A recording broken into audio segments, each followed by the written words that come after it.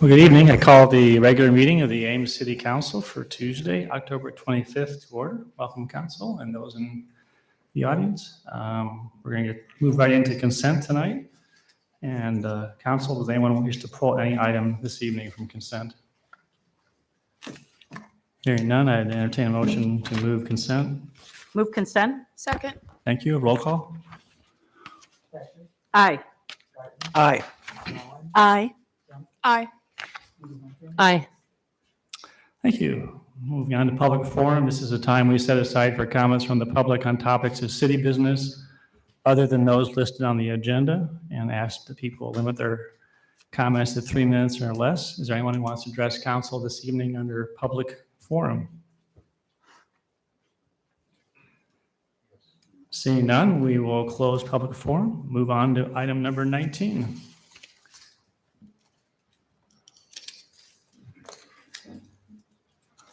Well, it's my pleasure this evening, tonight, Council, to bring to you for consideration the naming of the downtown plaza. As you're aware, from time to time, the city has taken, our council's taken action on naming city-owned properties. Recently, we just cut the ribbon at the new Tahira and Alab Hira Park in West Ames, and you're also considering renaming the Ames Municipal Airport.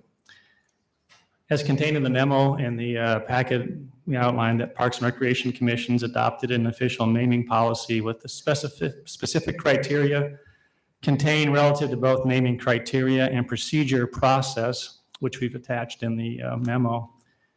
I'm just going to quote from the policy in brief. It says, "It's the policy of the City of Ames Parks and Recreation Department to reserve the name or renaming of parks, recreational facilities, and/or major features for circumstances that will best serve the interests of the city and ensure a worthy and enduring legacy for city parks and recreation systems." And there are 3 different criteria. One is historic events, people, and places. And the individual that I am going to bring to you for recommendation is, in my opinion, certainly a historic figure. And secondly is outstanding individuals. That is, the city's benefited through the evolution from contributions made by many outstanding individuals. It's designed to acknowledge the sustained contribution that's been made by such individuals to the city. So this month marks the 40th anniversary of our city manager serving the city of Ames. And we are honored and pleased to have him serve us for over 4 decades. And based on above guidelines,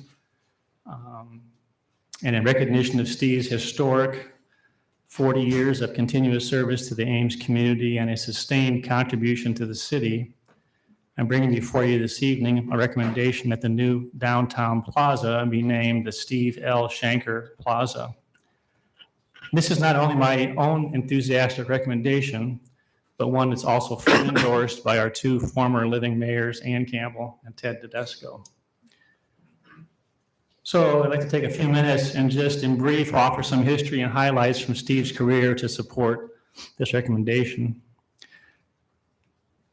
Steve's a native of University City, Missouri, earning a bachelor's degree with honors in political science from the University of Connecticut and a master's degree in public affairs from Indiana University School of Public Environmental Affairs.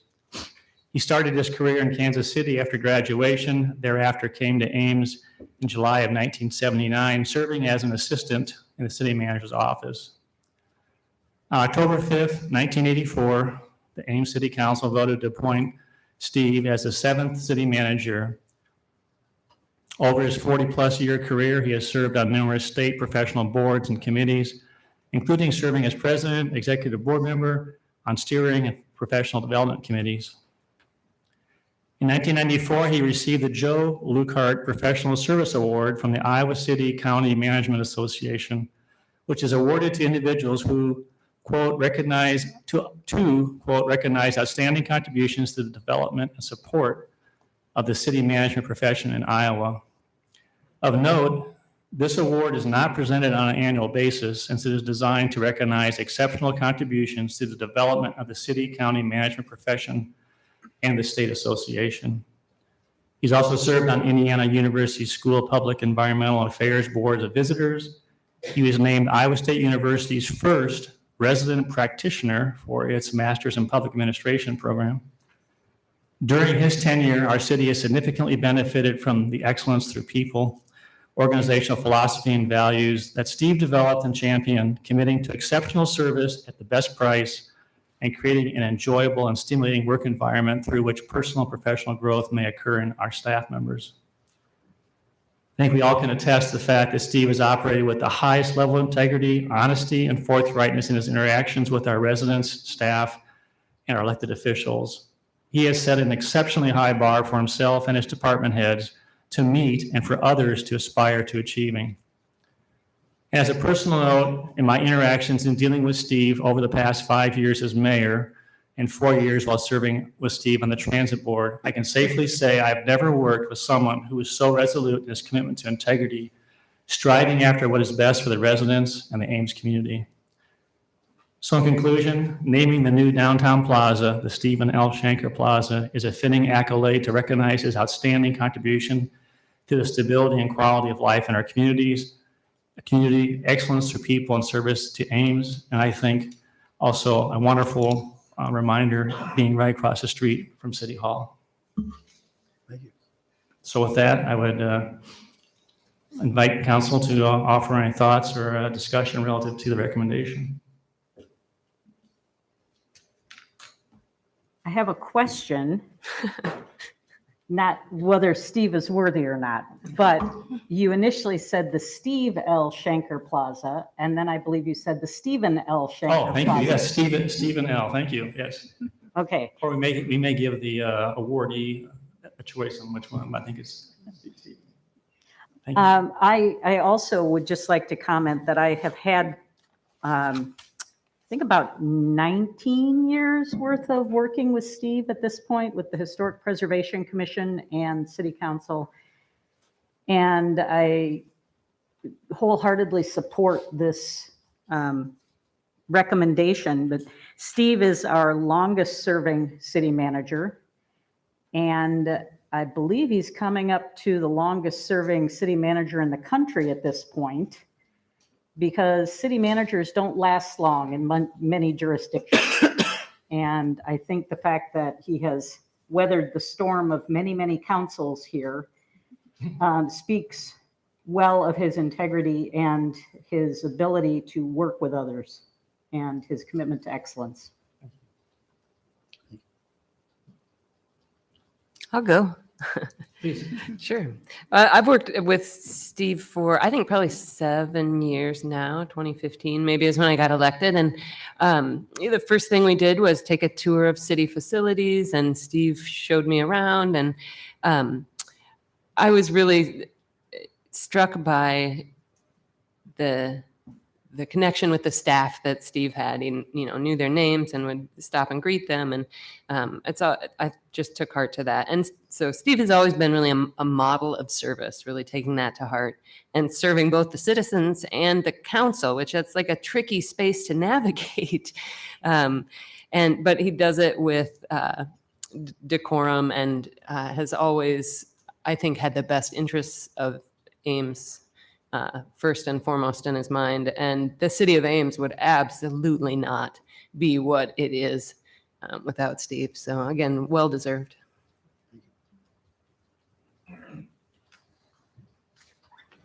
So this feels a bit like a Dean Martin roast. Yeah, I'm not dead yet. You're not. Myself, I'm dead. I echo what's been said. The best thing that I've experienced on city council is learning about the people who make up our city government. And I want to tell you, we have outstanding staff. And the reason why we have outstanding staff is because an outstanding city manager that has set the tone for the way in which the city runs. And I think what John said about integrity is fantastic. And it's hard to find some aspect of our community that doesn't have Steve's handprint on somewhere. And so, but the thing that I will offer that may be sort of behind the scenes for most people is the way in which we run our books. So Steve has had a commitment to strong fiscal discipline. And that's actually the most important thing that we do. It's not the most sexy thing that we do. There's hardly anyone in the audience when we go through this.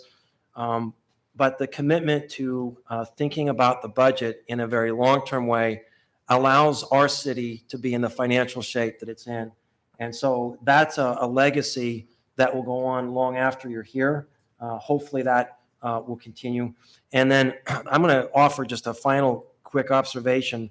When we went through COVID, I had a chance. I hope it's okay for me to share this. Depends what story you're Yeah. Yeah. Maybe, can you edit this out of the clip if he doesn't like it? No? All right.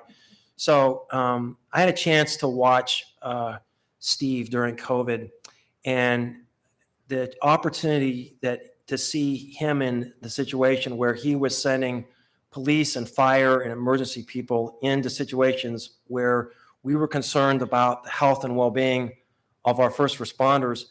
We weren't sure they weren't going to contract COVID and come back. So if you think about a coach sending his players out on the field, this was a situation where we weren't sure that some of them would be coming back.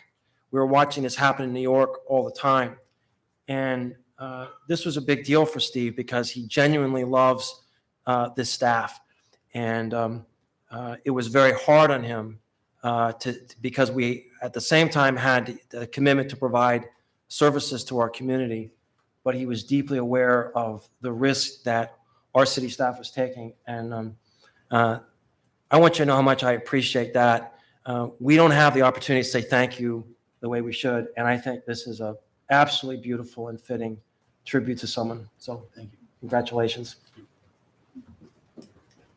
I would echo everything that's been said so far. I think Steve's just an incredible city employee who's been there to lead the way for not only decades, but also through the pandemic, through derecho, through other disasters and things that have happened to the city. And he leads with thoughtfulness and care and really putting what's best for the city of Ames first. And so I can't think of anyone more fitting to name the downtown plaza after. And I will also echo the comments, although I'm haven't had as long of a tenure in working with you. I will say that my conversation with you before deciding whether to run was really impactful, because what I saw in you and your answers as to why you would stay in Ames for 40 years, and then talking with staff and having a chance to see the longevity of many of the staff said a great deal about the kind of leadership that's here. And so I also think this is a very fitting tribute. Thank you. Thank you very much. Thanks, Council. As outlined in the memo, the naming policy procedure typically has something as referred to the Parks and Recreation Director and then Parks and Recreation Commission considers it and then refers it to council. And I'm asking for tonight for you in this one situation to waive the Parks and Recreation naming policy procedure, not policy, but procedures, Section 5, subsection A and B, and then to direct staff to present a resolution to council for consideration at our next meeting, November 8th, to name the City of Ames Downtown Plaza after Stephen L. Shanker. So I would entertain a motion to waive the naming policy procedure, Section 5, subsection A and B, and to prepare the resolution. So moved? Second. Thank you. Those in favor of the motion say aye. Aye. Any opposed? Motion carried. Thank you very much. You're welcome.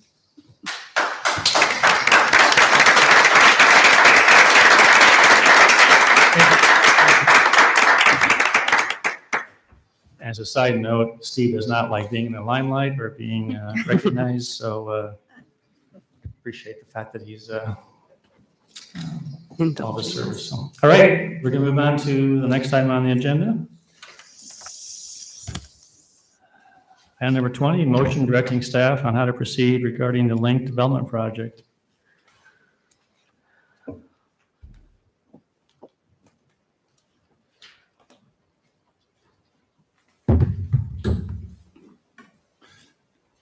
Good evening, Council. So we went through this project in detail at your last meeting, And we gave you a lot of information about what the development concept included, what the terms of an outline for development agreement would include in terms of obligations of a developer to build the project, as well as the financial incentives that the city was prepared or staff was recommending could be offered to the project.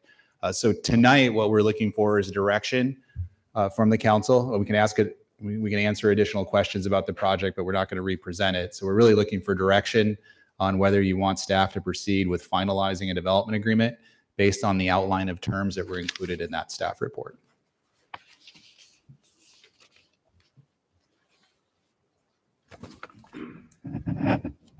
Questions or comments for Kelly? Are we going to do public Yeah. input? Okay. All right. Open up public comment. Does anyone wish to address City Council on this topic this evening?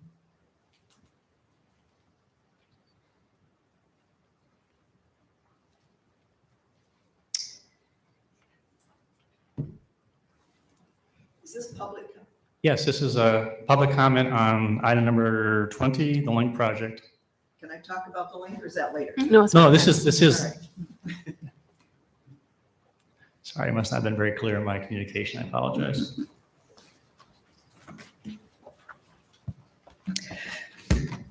Do I have 3 minutes or 3 minutes and 3 seconds? How about 3 minutes and 30 seconds? How's that? I'm feeling Oh, generous tonight. that's How's plenty. that sound? My name is Susie Petra, 2011 Duff Avenue. I strongly support a plan for the Link property that would enhance and complement the downtown businesses. A plan whose design is worthy of the phrase adopted in 2018 by council, the Downtown Gateway Focus Area. When I spoke at council 9 months ago, I expressed the need for council to do a complete occupancy rate study. This is imperative to have prior to proceeding with any major building plans, and the Link is major. Using the findings of that report, an urban planner would then be equipped to render the needs for the space. As is, the conceptual design currently offered puts the cart before the horse. And as I shared with council 9 months ago, there is far too much concrete, far too much overbuilding for the space. I also reminded council, we are blessed to live in a town with a first-rate university, which has a renowned architecture and design college. Why, oh, why are you so reluctant to employ an ISU urban planner who would work collaboratively with the architecture, landscape architecture, and the art departments to come up with a winning design? I strongly urge you to take advantage of that talent and start again with an urban planner who can design for whatever the actual needs of our community has, along with an architect who understands and can design for the space at this site. One area I'd like you to pay particular attention to tonight is in the current proposal is a stretch of Lincoln Way between Clark and Kellogg, which is also a section of Highway 69. It is the busiest thoroughfare in Ames. Look carefully at the proposed map. Parallel parking is proposed here. Can you envision how dangerous that's going to be? Also, along that stretch of Lincoln Way 69, where do bikes ride? Do they share Lincoln Way with the vehicles, share the sidewalk with the pedestrians? Are delivery trucks to park on Lincoln Way with their flashers on?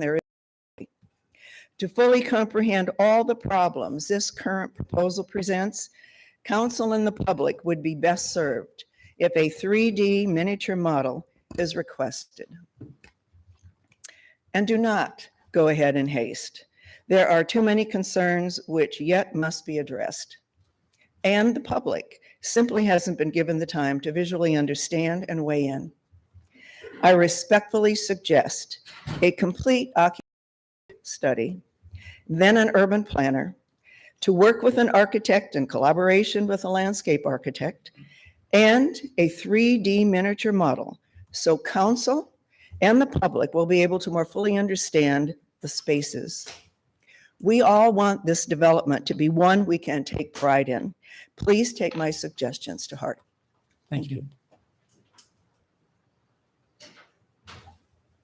Anybody else?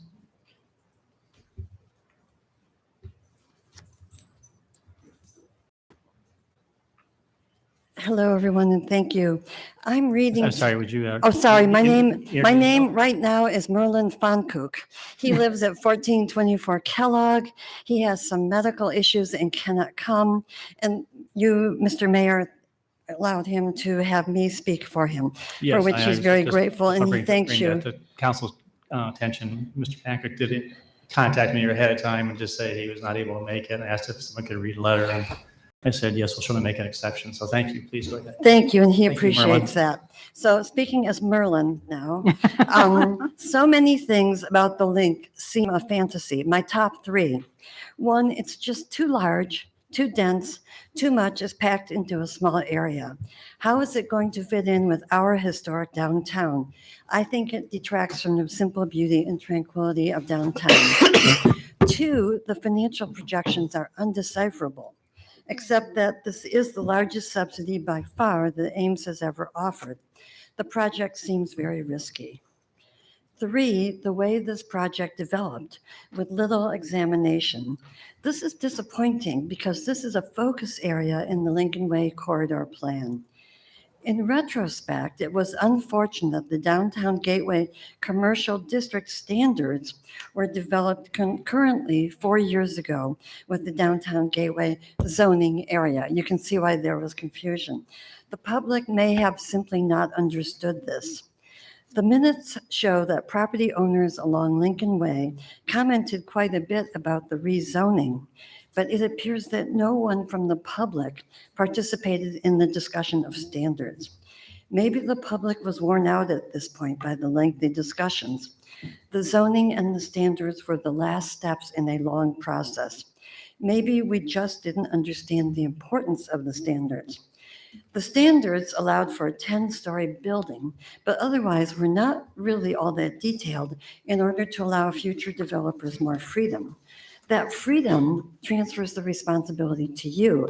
It means you should pay very close attention to the design of any proposals, extra attention, if you will. Through 2021 and 2022, Chuck Winkleblack gave tentative plans to the city at the very last minute.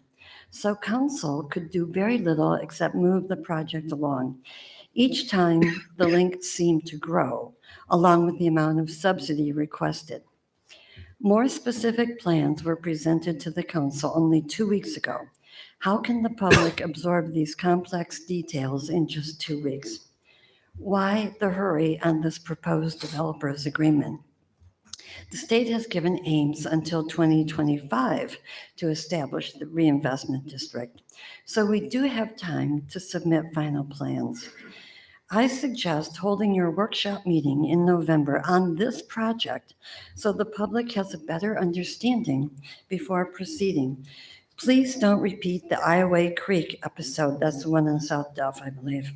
A major development in this area will affect downtown and all of Ames forever. Please proceed cautiously on Winky Land, Merlin's affectionate name for the project. Thank you. Now I would like to speak as Sue Ravenscroft, 455 Westwood. Some of what I say might echo Merlin. I'm here to ask you to take time to more fully inform people about the link and its public subsidy. Even people who have some knowledge of the construction plans tend to have very little understanding of the proposed TIFs, which include a $42 million tax rebate TIF, which amounts to 28% of the project's price tag. Here's a simplified illustration of a tax rebate. You own a good-sized, undeveloped lot in Ames, and you pay $2,000 in property taxes. Your great-aunt Gertie dies and leaves you $2 million. You use half of that money to construct a mansion. So now your taxes go up to $27,000, except you have a tax rebate TIF, which means the city gives back that $25,000 increase or increment in your tax bill until you use rebates totaling $280,000 or more. So for 11 years, you pay taxes of $2,000 on a property worth more than $1 million. It's a big bonus.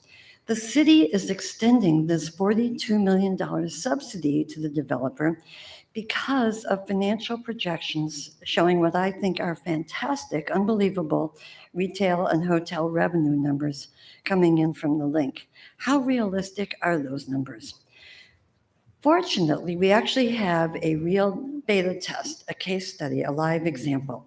If you recall, the initial reinvestment application included the Onondaga properties at the corner of 5th and Burnett, which was 7,000 square feet of retail and restaurant, and the second floor that was going to be added with 18 apartments.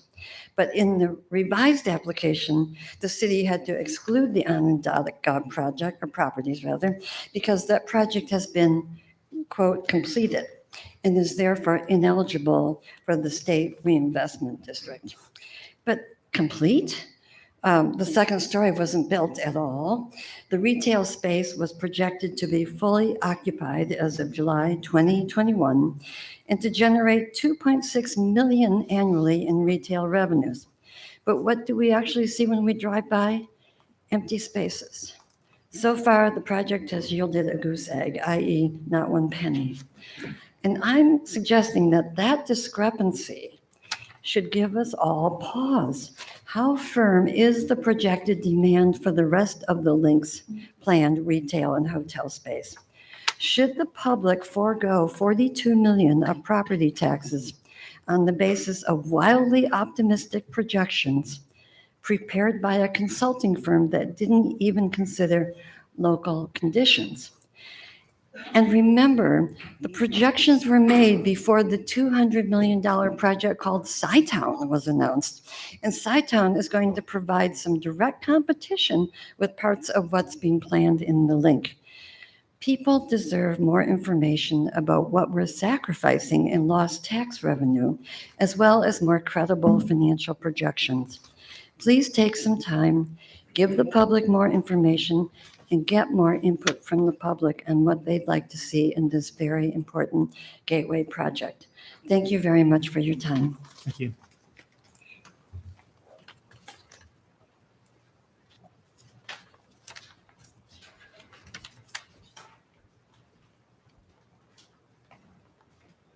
Good evening, Mayor Halen, members of the Ames City Council, Dan Colham, the Ames Chamber of Commerce. Here to support this project this evening. A number of you have been on intercity leadership visits with our organization over the last several years. And I think one of the resounding things or the recurring things we've seen in those other communities, those other university towns, has been transformational projects that have transformed a certain place, specifically their downtowns. We see this project as highly transformational for our community. Put together by a team of professionals that understand what they're doing, by a team of people that actually do care about this community just as much as anybody else. They're heavily invested in our community. They've been investing here for a long time. And so as we look at this opportunity, we think it's truly unique for downtown Ames, but also for the marketplace. And whether or not it competes with SciTown or Somerset or anywhere else, I would tell you one thing. One thing I hear time and time again as we talk to industries, primarily office users that are looking at our market, is they love the critical mass of downtown Ames. They love the critical mass of the offerings that exist in the existing downtown. And frankly, we see this project only accentuating the attractiveness of downtown. Think about 120 hotel rooms or whatever that number ends up being. Think about the number of housing units where people choose downtown Ames to live and ultimately require services and other needs of livability of the downtown. We think this is an absolute home run. It really is. And you know, the people that are doing this project again either live here or in central Iowa. They're Iowa State grads. They're people that, while they may not live directly in Ames, some of them, they're heavily invested in this community in a wide variety of ways. And so I think this is a bullish project that we should be proud of. And certainly it's something we've seen before. We've seen it in Fort Collins, Colorado, Bloomington, Indiana, Columbia, Missouri, Manhattan, Kansas. If you want to see a great example of a transformational downtown project, go to Manhattan, Kansas. We've seen it down there a few years ago. This is a place that people will come to see, and it's a place we can be proud of. So please, I hope you'll support this on behalf of our community tonight. Thank you.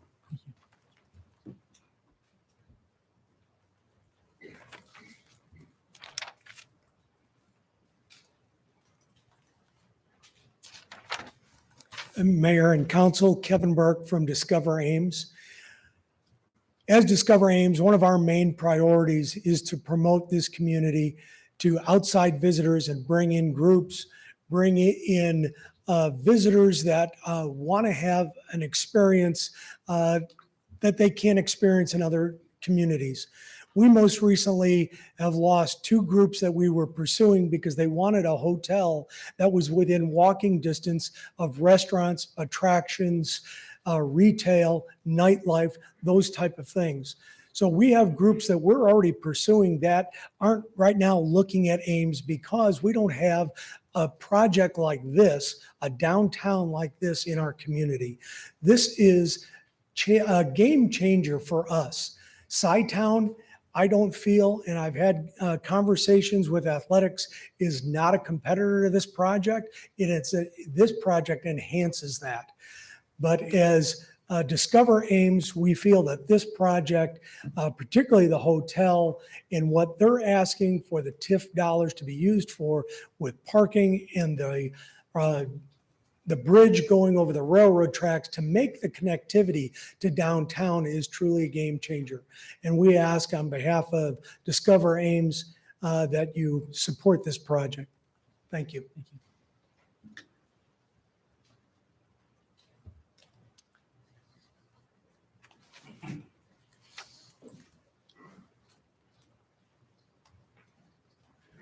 Good evening, Mayor and Council. Chuck Winkleblack, Hunziker Companies, 105 South 16th Street. I'm not going to go through all of my comments from a couple weeks ago. Just want to say that, the group of folks that we've spent a great deal of time with developers, hoteliers, restaurateurs, retail folks to get to the point where we are tonight. We've spent a lot of investment getting here. And yes, the design has changed because we've been doing some of the things that some of the folks talked about tonight. And so this also won't be your last chance to see this. You do end up with site plan approval when we get there, and things will likely change some as we continue to, as the plan continues to evolve. But just like I said last week, there are so many things here that we've talked about for so many years, people living downtown, places for younger adults to live, a sense of place, a sense of community. And I think you've got some letters from some Main Street folks that are supportive of the project. We feel the connection to downtown at some point in the future is critical because I'm a big believer in downtown, and I feel like this is just a great way to do all the things that we talked about, or not all the things, but a number of the things that we talked about in the Lincoln Way Corridor Plan. And so I would just urge your approval so that we can go to the next step, which is finalizing the agreement. But moreover, once we get this go ahead, then we can solidify some of the tentative agreements that we have with people so that we can bring some more clarity to the project. So with that, I'd urge your approval. Thank you.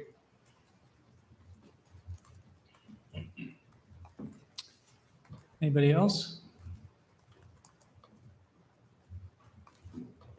All right, we'll close public input. So you're looking tonight for direction from council as to how to proceed? Well, we need a promotion to proceed to develop a developer's agreement based on the concepts we have shared in the report, if you so choose. Discussion? So two of the things we identified to bring back about this project were some sustainability and housing affordability aspects. One thing under sustainability that hasn't been mentioned yet would be if there was any electric charging stations planned for the parking lots. We definitely want to incentivize electric vehicle traffic. So I would consider maybe having the developer identify how many electric charging stations they were planning to put into phase one in the south parking garage, and then write that into the agreement to lock it kind of in. Second. Okay. I don't know. Is that, Let's put that part of the motion, or we can let's see if we can get a motion first to Okay. proceed with the developers agreement. And if you want to modify or make sure we clarify, we can pick up that motion then. Is there a motion then to either proceed or not proceed with this or any further discussion? Move that we proceed with the next step of development plan. Second. All right. Any further discussion besides Rachel's? Well, I mean, I would add that, I understand the concerns that have been brought forth, right? So I want to thank people for coming and sharing those.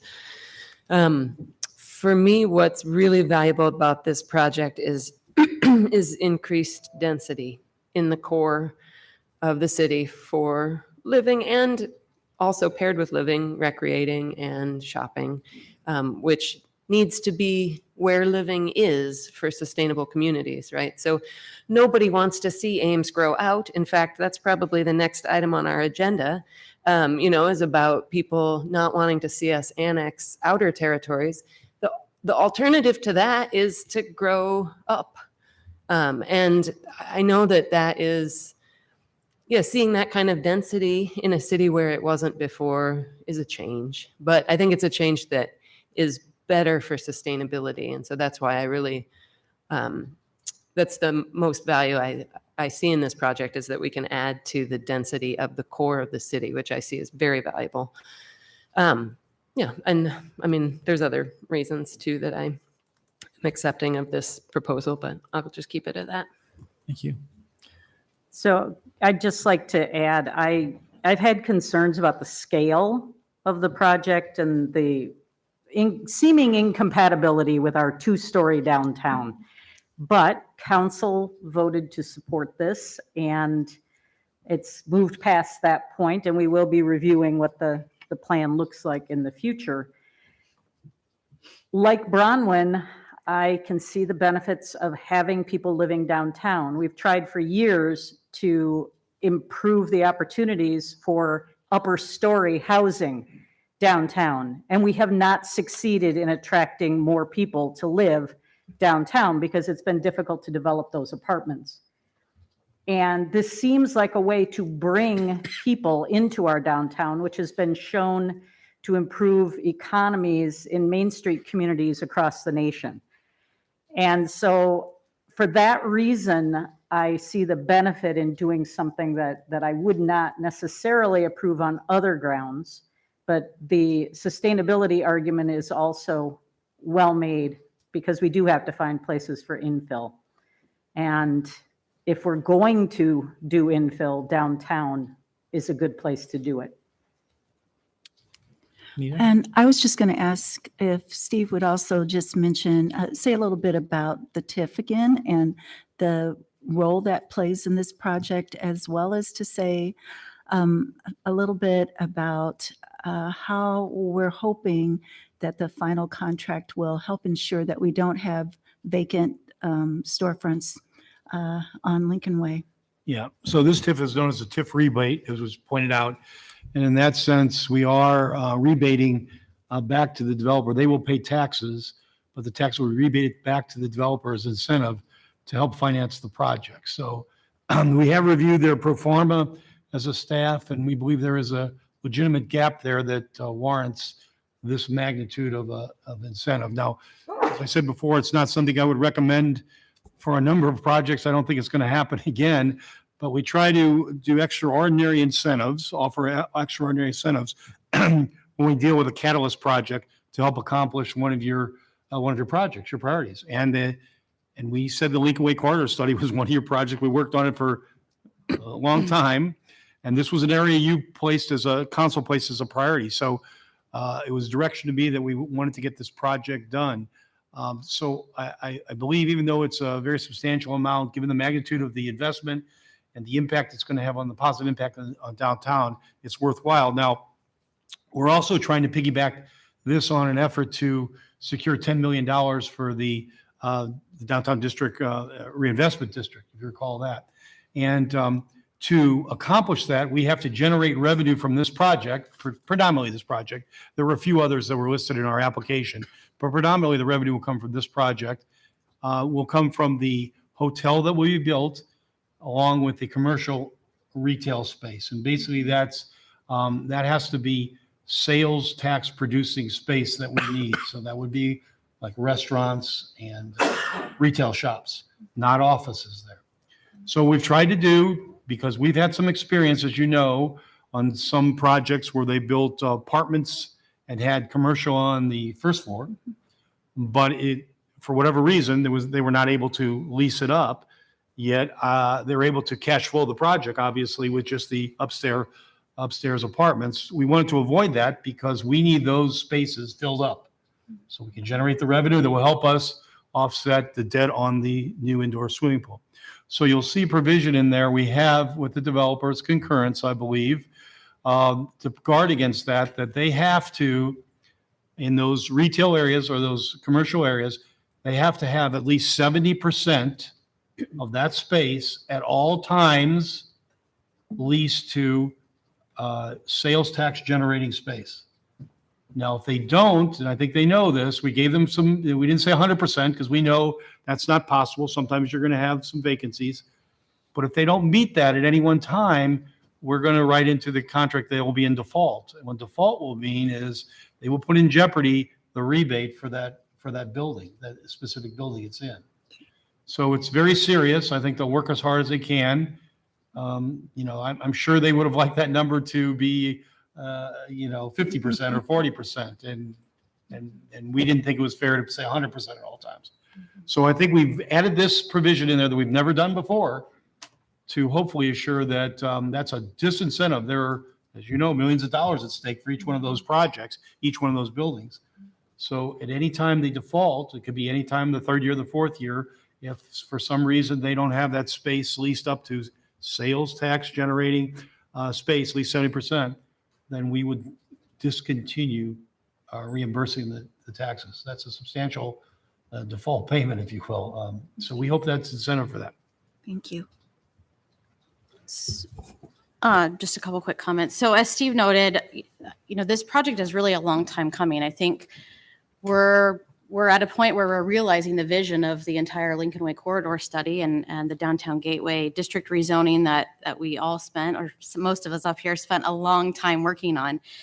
And to be able to say that, there's a group willing to invest this much money in our community and make downtown Ames a place where you can truly live, work, and play is just, I think, something we should all be excited about. I've heard so many positive comments about it. I think downtown business owners are really excited that, there's going to be a future mass of people working and living downtown. Honestly, I think we're behind what other communities have done in this regard. And so, like I said, I'm just really excited to see this. I know we still have a few details to work out, and I hope that those get worked through quickly and efficiently so that we can see some ground moving soon. Could I just add one other thing as a point of perhaps clarification or addressing some of the concerns? I know that the conflict with Sci-Town potentially was raised, and Kevin addressed that. What he didn't say was that Rachel and I are on the Discover Ames board, and there was some discussion about whether the hotel was going to be a competition for other Ames hotels in an unfair way. And I think the hoteliers generally agreed that this is a niche that is not being filled right now. And the higher level, the boutique level of the rooms would make it not competing directly with the hotel rooms that we currently have in the community, but attracting a different market. All right, everyone understand the motion? Those in favor of the motion, say aye. Aye. Any opposed or abstaining? Motion carried. All right, Rachel, do you want to go ahead and add to that with the sustainability? Yeah. Please? So I'd move that we have the developer identify how many electric charging stations they were planning to put in the south parking garage and then work that into the development agreement. Second. Okay. Do we Discussion. need to have them in the parking garage, or can they just be how many they are planning to put on site? I guess I could amend it to phase one. My intention was to ask about the south parking garage because it'll be under the city's control for the other parking garage, how many we're able to put in. And I didn't want to put a specific number or percentage or anything, but I do want to emphasize the sustainability impact and make sure that there's some included in the project. Yeah, I would be more in favor of letting them decide where they go, although the parking garage is a likely place, but saying phase one would cover that. Yeah. Yes, right? I can switch it to phase one. Is that okay with you? Yes. So to clarify, this is just a request for information. This is not a mandate for anything. Is that correct? Yeah, I mean, basically having the developers say how many they were planning and then work that into the developer's agreement. It's kind of like how they say they were planning to do one of the two sustainability alternatives. Just put it in the agreement with that. Those in favor of the motion say aye. Aye. Any opposed? Any other clarifications you want to communicate to staff? Very good. Moving on to item number 21, staff report on urban fringe plan.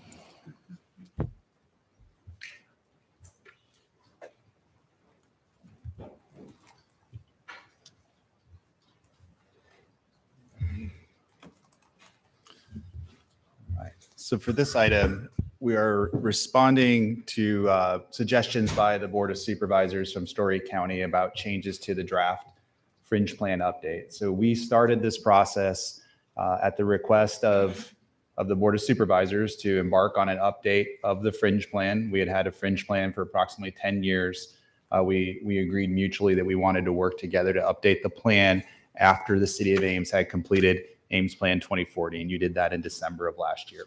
So it was right for us to move forward, and in February of this year, in 2022, I presented to you the recommendations of the Board of Supervisors to move ahead in a joint effort to do an update with the planning staff of Story County and the planning staff of Ames to work together to realize the goals outlined by our respective boards. So Board of Supervisors had some bullets at that point in time in February.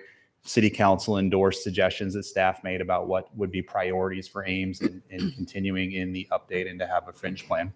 From there, we worked together to draft concepts for a plan. We presented that in its rough form back to the council and to the supervisors to make sure that we were on the same path to get to a public draft. We released a public draft jointly in May. We had public meetings that were hosted with Story County staff and city staff were present as well. And what you have attached to this report is all of the public comment that we received from the public outreach meetings, as well as communications directed to us both through the website option, as well as any other communication that the county received about the project. And that happened through June. We hadn't cataloged all of the comments back in June. So in June, we gave you an update that the public comment period had closed, generally what the main topics of the comments would be. And we were approaching a deadline to extend the 28E agreement back in June. And the 28E agreement is that cooperative agreement for Gilbert and Story County and Ames to abide by the fringe plan. And it was set to expire in July, and we knew we were not on course to have the update actually completed. So in June, we extended the plan until November 7th, which is coming up very quickly. In the meantime, Story County worked diligently to catalog all the comments. They've done the work to give it to you the way you have it tonight.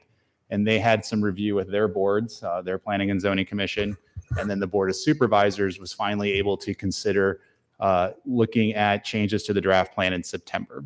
So the letter that we're reacting to tonight is a response from the Board of Supervisors after considering the public comment and having a chance to make suggestions back about the draft plan itself that was prepared. So as staff wrote this report, we looked at it as three main topics. There's a lot of bullets in the letter. I tried to group them for you so you could understand how staff viewed this in terms of policy groupings. So when we looked at this, we decided that there was kind of three main issues that we wanted to talk about. And they were the primary comments that came from the public, as well as from the suggestions from the Board of Supervisors. And the lens that staff has looked at this through is back to that direction from February from City Council on what we thought our priorities were as the city. Again, we're looking at the fringe plan as how does it benefit the city from a land use planning perspective, and how does it realize the goals of Ames Plan 2040?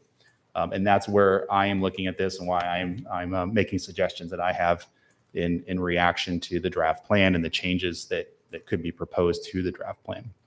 So one of the more significant issues in the plan, from a benefit to the city and a positive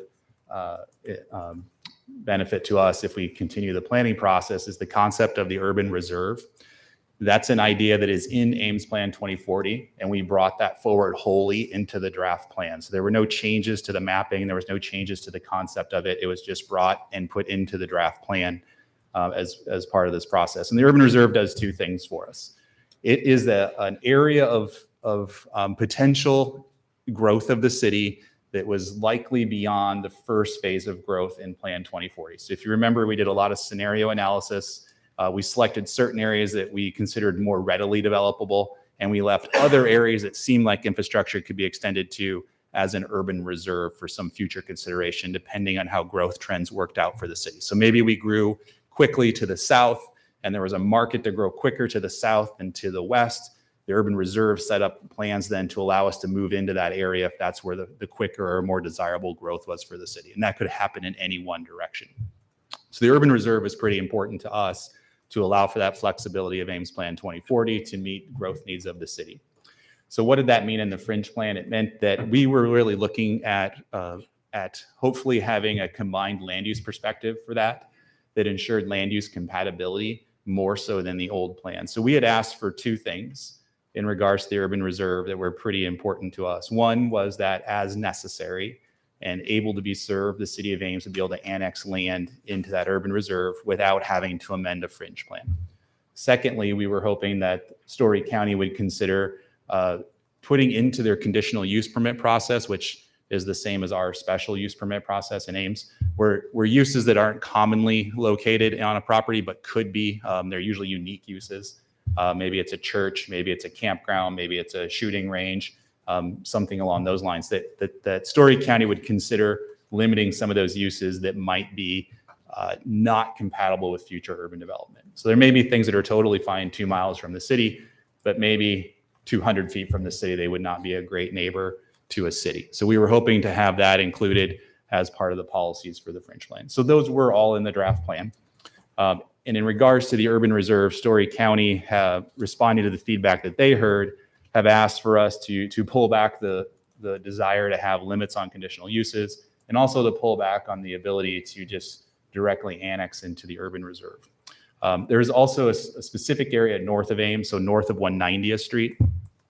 Gilbert had originally commented back in June that they viewed the area north of 190th Street to be area that they would also like to annex into. The fringe plan didn't actually say who had jurisdiction of annexation. It just said that it could be annexed, whether that was Ames or Gilbert. But Gilbert in June had said they would prefer the plan, stated it was Gilbert's territory in terms of being able to be annexed. The letter from the Board of Supervisors didn't pick a side, I would say, on that issue of annexation. They just asked that area was not able to be annexed at this time as urban reserve, and they would take some future plan amendment for that to occur. Some of the other changes in the urban reserve are really based on how the ag and farm services land use works, and they are not necessarily significant issues to us. It's really the two factors of conditional uses as well as annexation policies that are our primary drivers for staff. We think that not having any of those abilities would really not fulfill our goals when we started this project in February. And there are significant issues that we would want to address if we continue with the project to see if we can still keep our priorities into this planning process. Is there any questions about urban reserve, where it's mapped, how it was intended to work at this point in time? Kelly, is it possible to put some of this up on the screen, Yes. just for people who are watching to have a sense of what we're talking about? It's going to take me a short second. Thanks.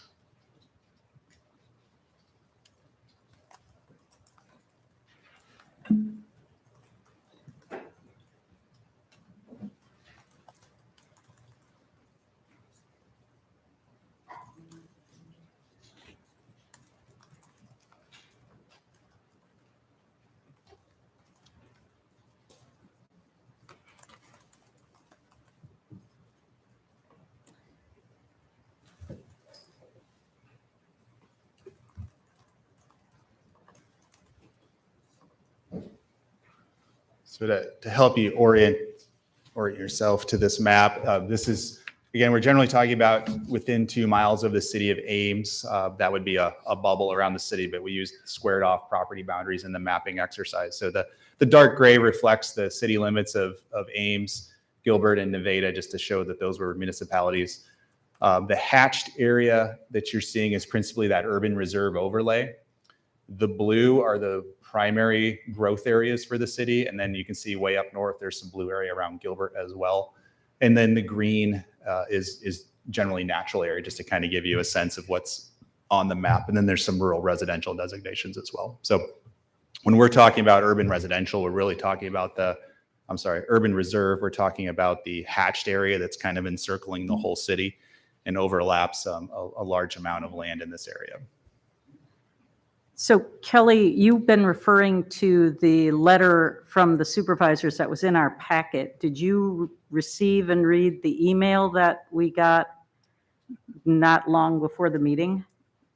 I did have a moment to glance at it right before I came into the meeting tonight, yes. Okay, so I'm just wondering whether that has been rolled into your presentation. It has not. Okay. So no, I'm reporting on the staff report that you got on Friday. No other input that has been given since then. Okay, so my other question, which came up in that email and which I also saw referred to in some of the materials in our packet, the feedback from these input sessions regarding the urban reserve, was the point that Ames is currently about 18,000 acres and the urban reserve, as indicated on the map, is 17,200 and some acres. And in the last 20 years, Ames has only annexed 4,000 acres. So one of the concerns that I saw referred to was that this is a huge amount of urban reserve given our past practices and growth. Do you have any insights on that? I think it's the same as when we adopted Plan 2040. City Council wanted a flexible comp plan. The prior 20 years, we had a land use policy plan that was very narrowly focused. It was very methodical in evaluating each step of growth as it happened. And City Council with Plan 2040 wanted an option that had spent a lot of time evaluating growth in a lot of different places. And urban reserve was seen as feasible. So therefore, we mapped it as urban reserve. It's a lot of territory. There's no way it's all going to be consumed in the next 20 years. I think we described it as a 50-year plan when we were talking about how urban reserve, how all of that scenario work could be done. We were talking about over 50,000 people being added to the city. The target was 15,000. So you can see why there's so much land projected, because we were ensuring there was options for growth for the community well beyond 2040.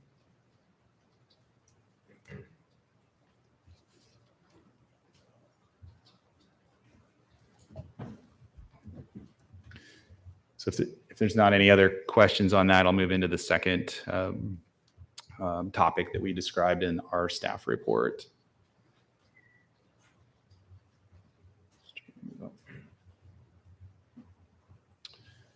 So then beyond the urban reserve issue, there were some specific comments about map designations.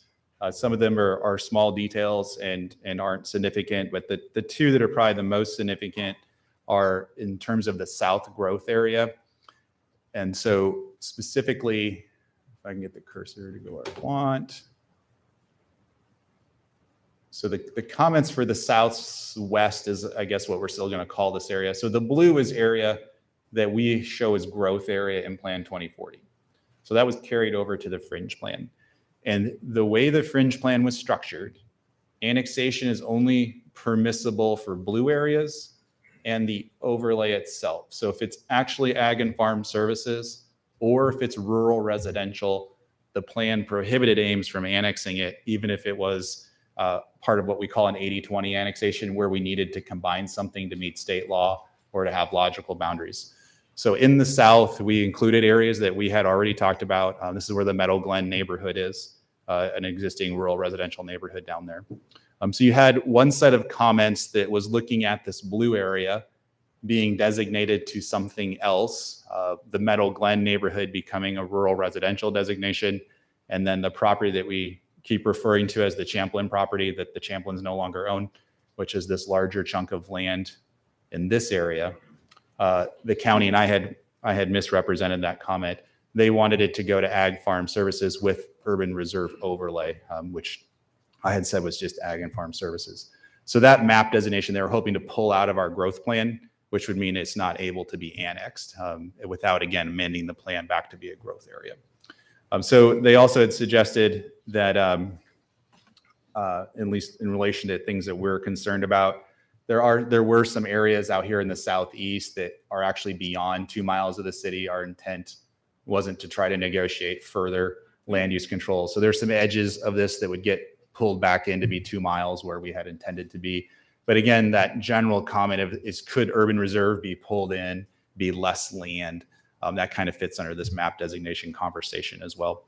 And there's 2 other details that are in the draft that were kind of in response to how are we going to manage future changes to the plan. So right now in the fringe plan, it's considered a comprehensive plan amendment by both Story County and by the city to amend the fringe plan. So you go through an initiation process, go through public hearings, do all of those things. We had put into the plan a suggestion that maybe we should only consider changes to the plan a couple of times a year to make sure that we had a kind of a more comprehensive look at what changes might be. We never really had more than 1 or 2 in any one year since I've been here anyways for changes, but we had put that in there. And Story County believed that maybe that wasn't necessary to be done. That's not probably a big issue to us to drop that if that was a major issue to someone else. But we had also put in limitations, and this was as requested originally by Story County on how rural residential areas could be added into the fringe plan. For the most part, the fringe plan does not have expansion areas for new rural development.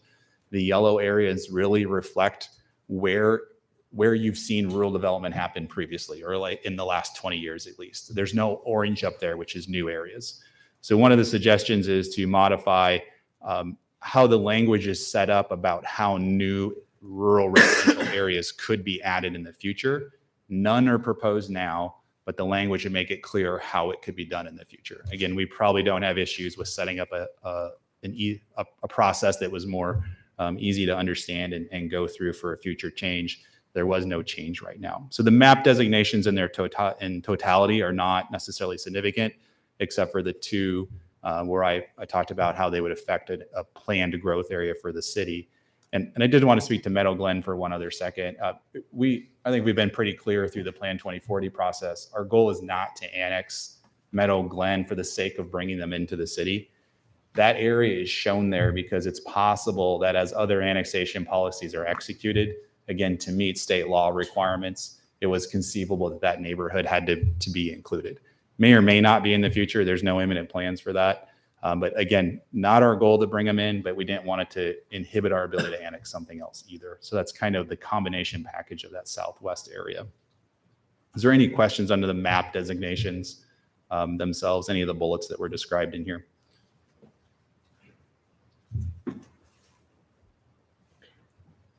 Okay, so then the third topic that we discussed was thrown under just kind of a catch-all for other issues. I think that the one that I would say is significant here, potentially the idea of reconfiguring property boundaries to carve off businesses or other uses that aren't houses. The suggestion there is the plan is set up to allow for a rural residence or a farmstead to be subdivided out of a farm parcel, and the remaining land be used for ag purposes, not for development. It's easier, as I understand it from county staff, it's easier for rural residences to finance home purchases if they have a smaller amount of land and aren't stuck with a 40 acres or a larger piece of land. And we've allowed for that in the past as well, so that wasn't an issue. I do have some reservations not knowing what other types of uses we would be perpetuating if we were to carve them off. The housing ones are pretty understandable and not really significant. But I would have to look into that other one for businesses or other uses that are not houses. I think the other suggestion, and I'm not sure that it has a real basis in the plan was Story County just wanted to reiterate that even if the plan was adopted, that it didn't necessarily commit them to supporting annexation. Every annexation was always forwarded to Story County under the past plan, and they made their own individual determination if they would support it or not. They don't have a veto power under state law, but they can make a recommendation about whether an annexation is appropriate or not to go along with our applications to the state.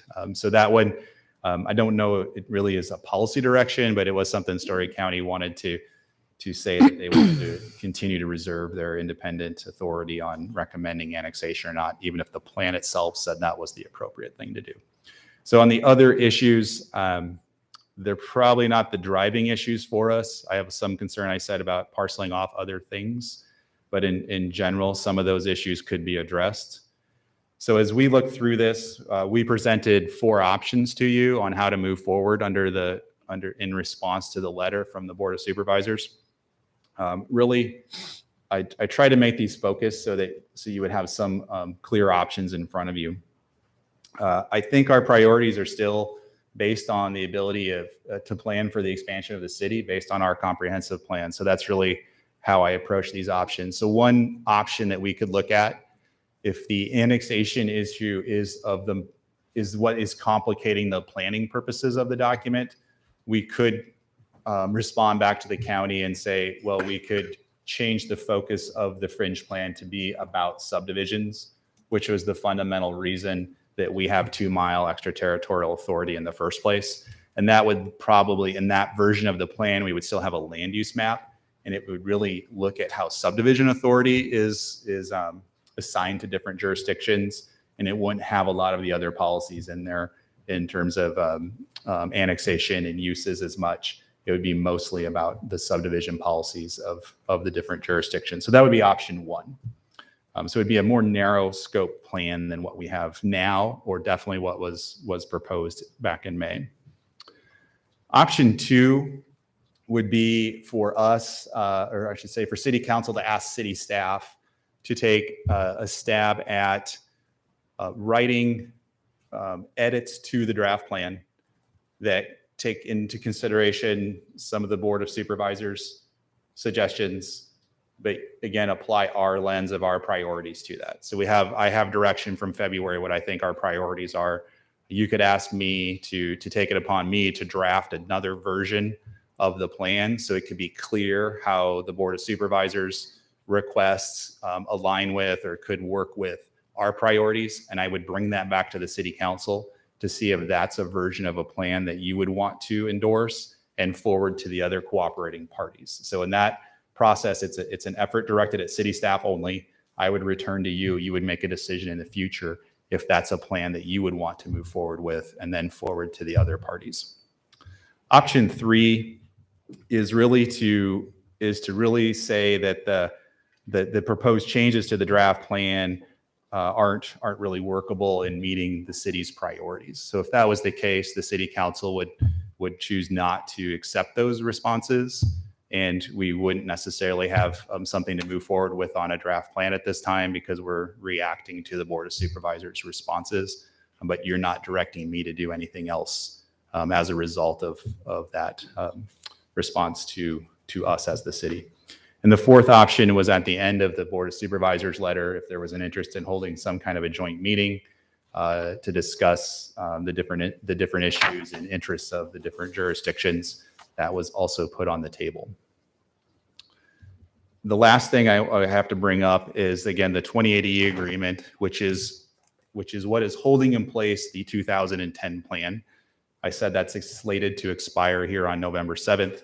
If the City Council is interested in extending that, this would be the last meeting that you have scheduled to do that before it expires. So if you pick any of the options above, there's a little secondary action that needs to happen on whether you think it's important to extend the 2080 while working on any of those options, or you could do it independent of extending the 2080. I think I talked about this in June. The current plan does not match 2040.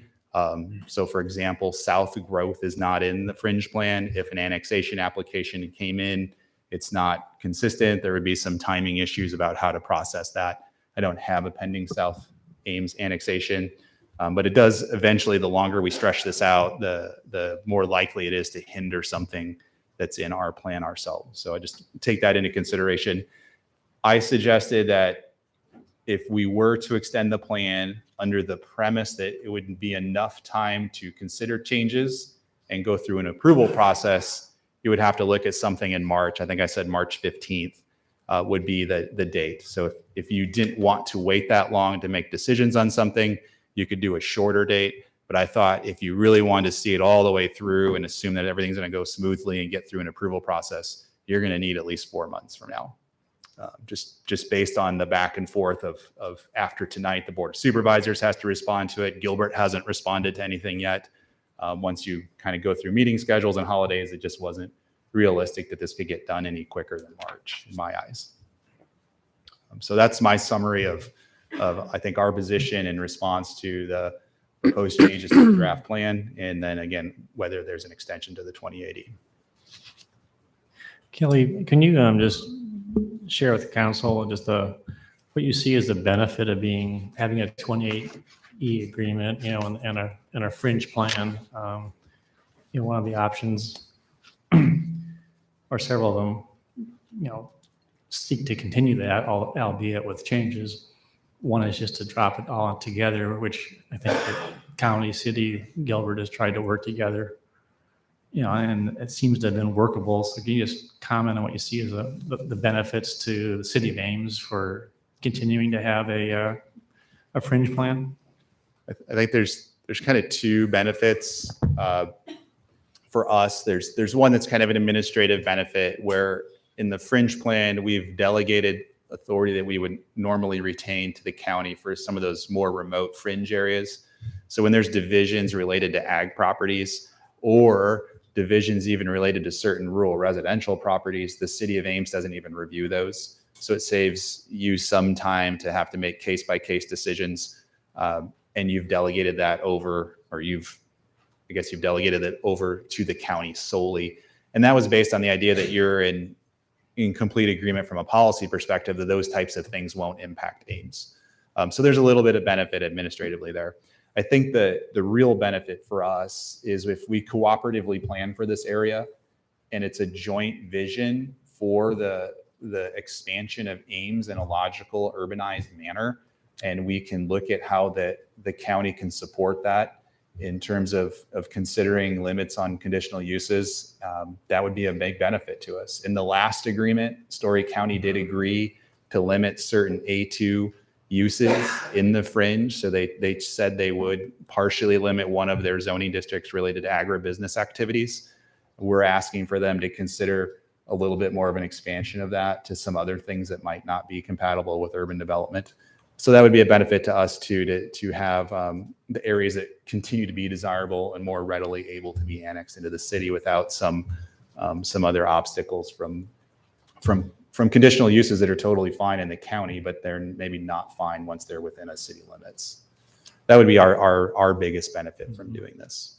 And of those two benefits, option one just pursues the subdivision organization. If we were to pursue option one, that would just be, again, delegating the authority for some subdivisions to the county.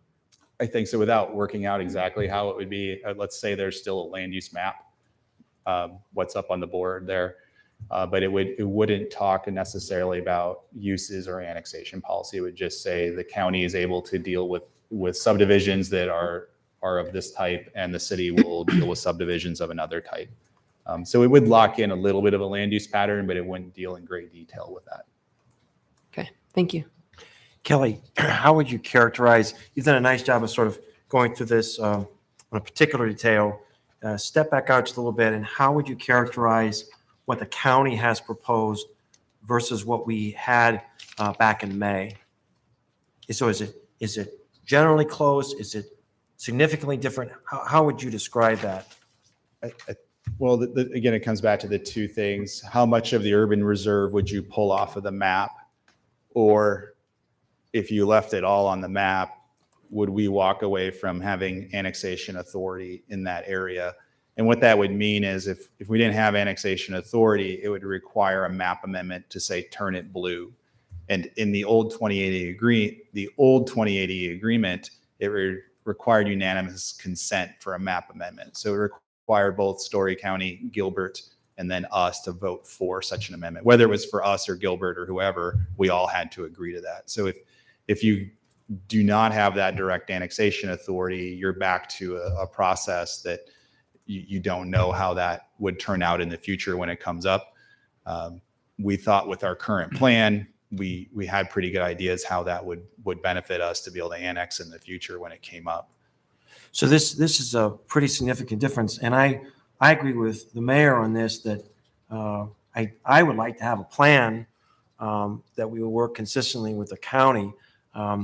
But my challenge is that the county's proposal is so discordant with what we have. It's hard for me to imagine this could be in the best interest of the city of Ames. So I want to ask the mayor's question differently.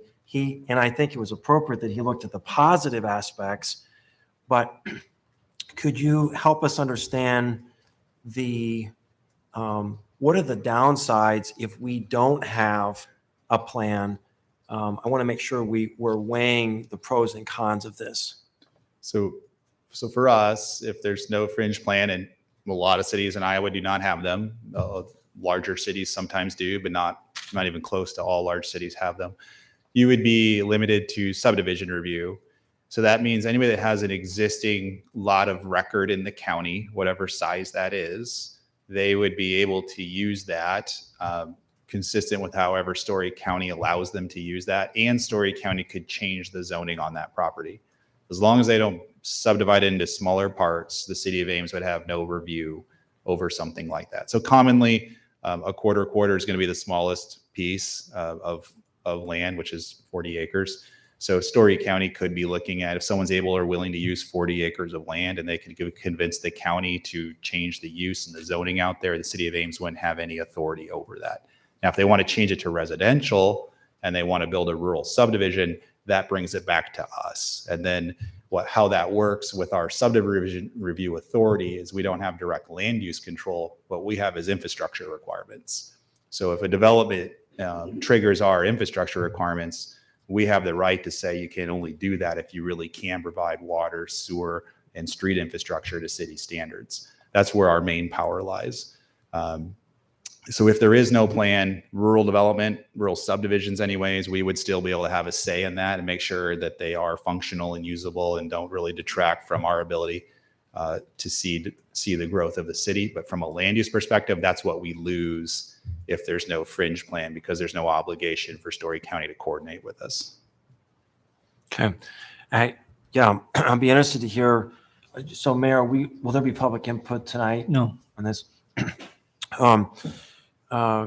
This is the time for council to give direction to staff, decide how we're going to go and proceed. And if staff is to go back and bring something back to council at that point, we may consider public input before going to the county. But I really want the council to focus on what is best for the city. And we spent a lot of time on the Ames 2040 plan, and council has 140 pages of public input that was provided. And we've also gotten emails as well too. And there's a lot of consistency throughout that. And so I think that we understand what the issues and concerns are, and we represent the Ames citizens.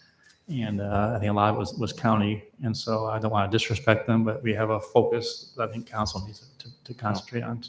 Yeah. So, I mean, just my concern is that the county's proposal is so and I mean this in all due respect, they listened to constituents and they came up with a proposal they thought was appropriate. But my concern is that it's so discordant from the Ames 2040 plan and adversely impacts our ability to grow as a community. I mean, I think there are a lot of unintended consequences of this if we go forward with the county's recommendation. And I'm not optimistic that further negotiations, just because the parties are so far apart, it seems like discontinuing the plan really is a viable option here. And so I'm curious to hear what other council members think about all these different proposals. I'm concerned that the email that we received from Amelia Schoeneman late this afternoon maybe does offer that opening to continue discussions, that the county is not in as much disagreement as we might be led to believe. Now, that's my reading of this email, but Kelly has told us he's, giving us the report from Friday. And so I would hate to be making a decision based on information that doesn't accurately characterize the county's thinking now. I would agree with that, but I think the email came in at 4:26 this afternoon. It did. And so I think that personally, I haven't had a chance to read through it Yeah. yet. And I don't know if council had either too. So we're kind of working I appreciate your comment. I just think it puts council in a very difficult position, as some of us may not have understanding what the intent is. And the purpose of the questions is to try and tease out, is there a merit to a counter proposal that would also allow for consideration of pieces that were in that email? I'm sorry, go ahead. No. I was going to say something similar. I guess I wonder, and maybe it's just semantics, but if we were to make a motion that we are rejecting the proposal that we received from the county, we have no intention of addressing any of those things, and just leave it at that, how is that different than option 3 of formally discontinuing the process? I think when you wrote 3, it was basically saying we don't want to work on anything anymore. That we'll just end the process. I think the first version you said was, we're just not interested in this proposal. We are interested in a plan, but we're not interested in this proposal. If there's something else to discuss, that you would entertain that in the future. I think that's the distinction. Of the options, I think 1 is a fairly easy plan to pursue from what I understand. Option 1 would just be that subdivision authority. We'd still have a plan, but it wouldn't have any of the use sort of things that we would like, but it would at least simplify some of the subdivision stuff. So I guess I'd entertain at least option 1. And I do, I don't want to end a collaborative and cooperative thing that we've had either. So I'm hesitant to end it entirely, to dissolve the fringe plan entirely. But I think option 1 is would be the only changes I'd be willing to go with. I mean, unless the county were to agree to some of the use things that we would ask of them.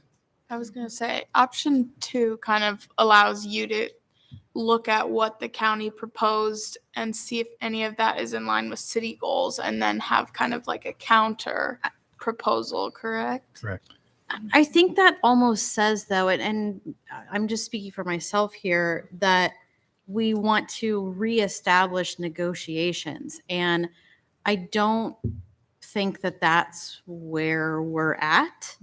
I don't know, the way this has sort of played out is frustrating. And I feel like if we put it on staff is responding to the policymakers. And so if you put staff in a room, I don't know that they can adequately represent what the governing body's goals are in how we move forward. Which is why I asked the question, if we reject the proposal and just leave it at that and not take any formal action, I do think that leaves the door open to another proposal coming back to us, because I agree there may be merit in continuing a relationship, but the way that the response has come in now, again, I'm speaking for myself here, but I think there are others who agree. I don't think that's palatable to the city's interests. And you're referring to the response that's in the packet. Correct. Not the email. Yeah, I think it's really hard to have a serious conversation about that. Yeah, I when agree. they came in tonight, honestly. I agree, but I hate to see us making a decision that cuts off the opportunity. Correct, for which is further why discussion. I asked the question about Yeah, just flat out rejecting the current proposal and putting the ball back in the county's court. In some ways, the county's proposal almost is a walk away from their perspective. It is so discordant with what we had before. I think that's also an accurate way of looking at it. So I think they've sort of drawn a line in the sand.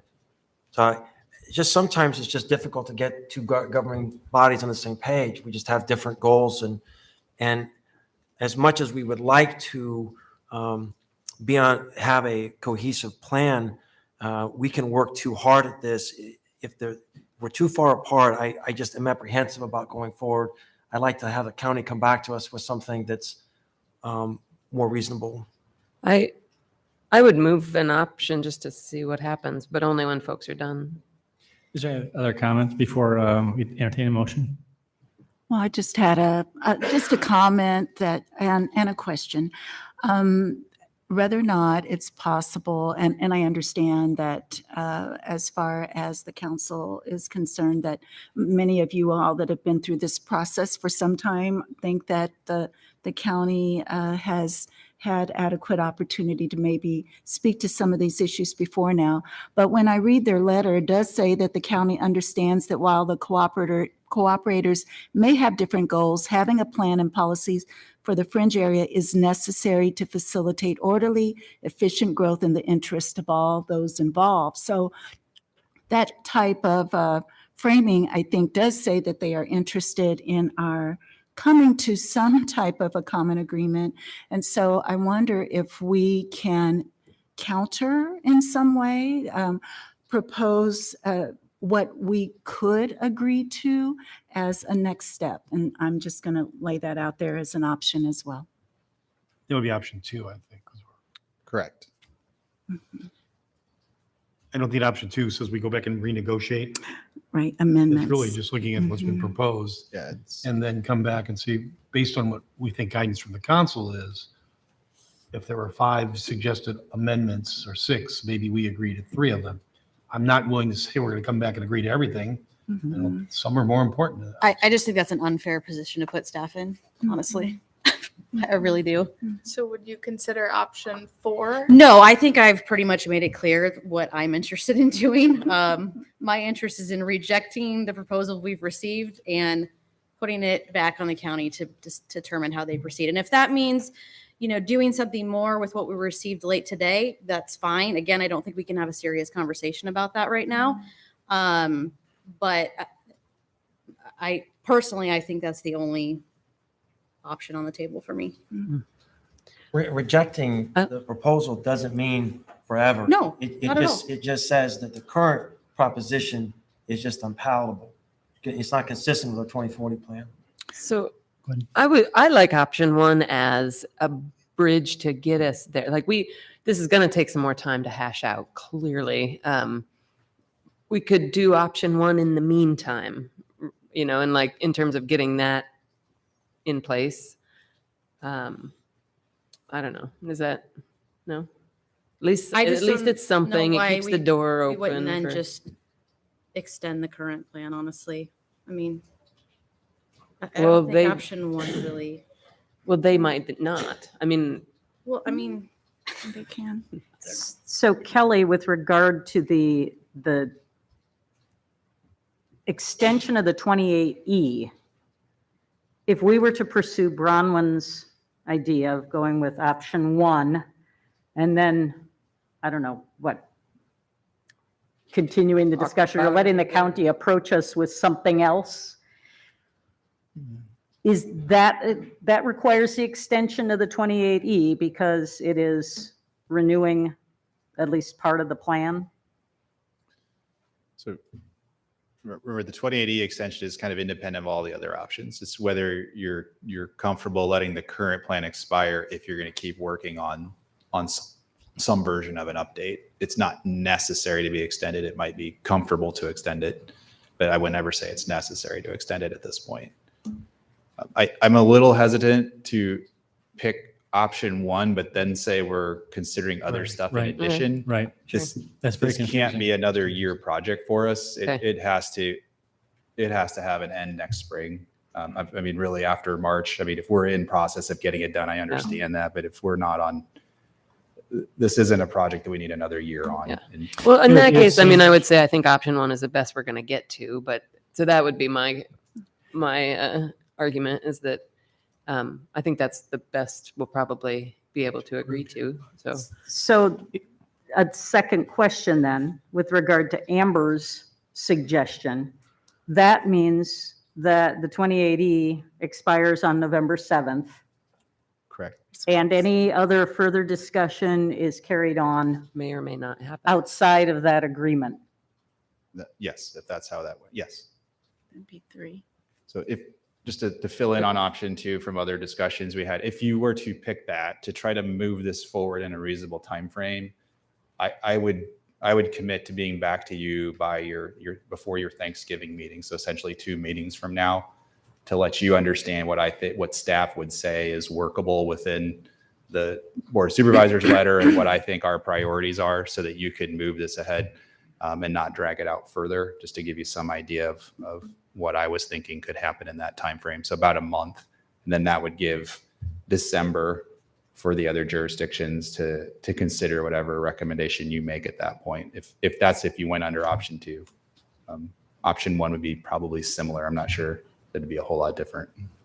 We've seen that option one be very narrow and focused. Yes. Option two and option three would potentially leave the door open for broader considerations of the, Option Fringe 3 plan. does. No, option 3, what I'm proposing is not an option in here. I'm not suggesting option 3. Option 3 is a finality. It's Yeah. saying we are not interested in doing anything. Yeah. We are done and we're moving so on. you're proposing, I got it. Correct. So I'm going to move that we pursue option 2. I'll second. Okay, discussion? So I'd want to know what those edits are. What's that? Yeah. What the option 2 is? Yeah, I mean, I got to know more about what. So in the email that we are not discussing, there is mention of constructing a list of conditional uses that we might limit, which I think is beneficial for us. And if nothing else came out of the discussion, that seems like it would be a little bit further in the direction that I would like to see it go. But I also think that there is value in continuing a relationship with our partners in the county, and that collaboration is something that I don't want to give up on if what I sense in this email is true, and that is that there is a willingness to continue discussions that may be productive in ways that suit the city as well as the county. So that's why I'm moving option 2. I'm concerned a little bit. I haven't had a chance to read this email, but the Board of Supervisors is the body that represents the county and not their staff. No disrespect to the staff person. So if the Board of Supervisors wanted to change the tone or amend their position, they could have done that. I think we have to go on what the Board of Supervisors have said. And it's not that we don't like collaboration. I think all of us do, but that the county's taken a position, and we may not like their position, but I understand where they're coming from. They've listened to their constituents and they've come up with a response. And I just don't see how we can get on the same page. Yeah. So. Kelly, there's been some council members have expressed some reservation about putting you in a difficult position. You provide the option as one of the options in the staff report. So you must feel comfortable proceeding on that basis, or can you comment on some of their concerns? I mean, I'm working from your adopted plan. So I feel like I have a pretty solid base to understand, after working on Ames Plan 2040 for 3 years, what we're trying to do. And I also understand the public comment, right, from the county. I'm not saying that we're going to be in agreement on everything here. I feel like I have pretty good, strong basis to be able to work with what I think our priorities are and see how that, again, we're not going to agree to everything in that letter, but what could be done to be consistent with our priorities and address some of those issues. So again, conditional uses and annexation are the two things that I would still be advocating for. And is it 25 conditional uses? Not necessarily, but to be able to go ahead and come up with more precise things. We talked about, so if I go back to February, again, in February, we listed out some issues. We wanted to have some discussion about what they have for residential parcel subdivisions. We didn't want wind energy systems to be up against the city. We wanted to discuss conditional uses. We didn't list specifically which ones, some conditional uses, compatibility with the airport, planning for open spaces and natural areas. So some of those things are all beneficial to us. There are things that are probably likely to stay in the plan, but some of them might not, depending on how we write that. That's kind of why I'm in favor of option 2 at this point. Is there's 14 separate bullet points in that proposal, and not all of them are completely adversarial or bad for Ames. So I think this would give Kelly a chance to go back and look at what might be compatible with Ames's interests, what definitely is not, and maybe come to an agreement there in the middle. Any further discussion? Everyone understand the motion? Those in favor of the motion say aye. Aye. Also you? I said aye, yeah. Those opposed? Nay. Any abstaining? Motion carried. So that was to option 2, which I said I'll be back to you before Thanksgiving with suggested changes. Okay. And then the other question would be, is there any interest to extend or to a motion to extend the 28E until January 1? Only Or- till January, are we talking about March 15th? Well, That's- actually, you want to just talk about the different date options? Yeah, so March was if you thought we would be getting all the way through everything and we would be getting to adoption. If we're going to be discussing options, we don't know if other entities are going to want to follow. Maybe it'll make more sense to have a shorter extension. And then if people want to keep going, then we can extend it again if that's necessary. Otherwise, you're locked in till March, even if people don't want to move ahead with an update. I would move we extend the 2080 until January 1st of 2023. Second. Okay. Any discussion? So I apologize, I may need some help with this. How do you mentioned that these were sort of separate issues, but is there some relationship between the 2080 and option 2 in terms of the timing of this? So I think our thought process was if I can get you this information by Thanksgiving, you would vote on it, hopefully that night. We could then convey it to Gilbert and to Story County, and they could review our recommendations by the beginning of December. If they want to move forward with the update process, they could then also, if they want to, ask to continue to extend the agreement further. And then we would be in position to extend it further in response to them wanting to continue. Kelly, there may be a question. What about extending the fringe plan? They don't understand the connection, maybe. Just explain extending the 28 agreement is what you. So extending the 2080 means we're going to follow the 2010 plan, right? We're going to have the same subdivision authority, the same annexation areas. Nothing changes until that 28. And what does it do to the plan itself, the fringe area plan, the current fringe area plan? I guess I'm not quite following that Is question. that what you're asking? And what's the Yeah. connection between the fringe area plan? You haven't taken any action to extend it. How do you respond to that? The fringe area plan itself, they're two separate documents. They're tied to the, It doesn't have a Doesn't- sunset clause. So if the 2080 is not extended, the fringe plan leaves Ames's vocabulary. We Right. have Plan 2040. So right now, Plan 2040 deals with rural fringe issues. Right. And we have a little caveat that says as long as the 2080 agreement is in existence, we'll follow the old plan. So as soon as the 2080 goes away, the current fringe plan leaves Ames planning vocabulary. but if it's extended, the 2080 agreement is extended, what happens to the fringe area plan? It stays alive until the That's what I think 2080 you're asking. You ends. don't need separate action on it is what you're asking, right? Right. It's complicated. Yeah. So I'm just going to be supportive of this. I don't see that as having any kind of long-term negative consequences. It's sort of a short-term situation until we see if we can work things out. Right. Okay. Thanks for clarifying. Those in favor of the motion say aye. Aye. Any opposed? because we extend Thank 2080 you. agreements by resolution, so resolutions, we do a roll You have to call be vote. so legal about it, Mark, sorry. Thank you. Thank you. That was close. That was really close. Thank you. Thank You were you. paying attention. Thanks for catching that, Mark. Appreciate it. Roll call. Aye. Aye. Aye. Aye. Aye. Aye. Anything else on this item that you need tonight, Kelly? No, so to kind of follow through on what you said tonight, I'll be in communication with Story County and Gilbert and tell them what we're doing, and obviously let them know that we're willing to extend the 2080 because they'll need to put that on their own agendas in November, or I guess maybe, I don't think anybody has meetings left in October.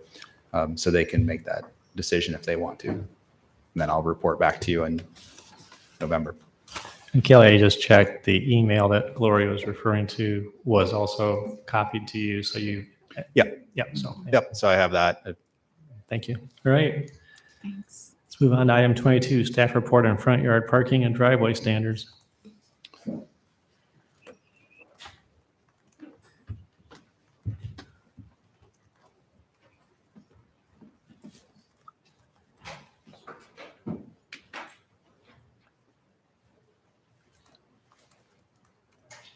I'm just trying to think where I put the graphic I want to pull up. Sorry. That's okay.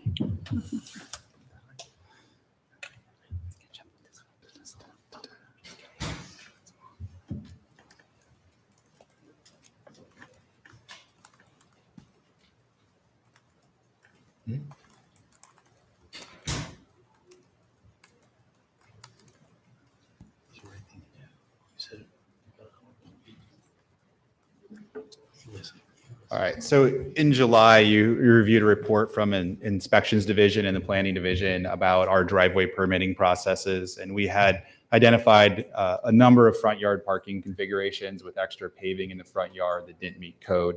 And there's a lot of various reasons for that. One of the reasons was our permitting process was not very clear for customers, and there had been some inconsistency in application of standards. So in July, City Council gave direction to city staff to allow for existing front yard parking, whether it met the exact standards of our driveways or not, to be allowed to be there.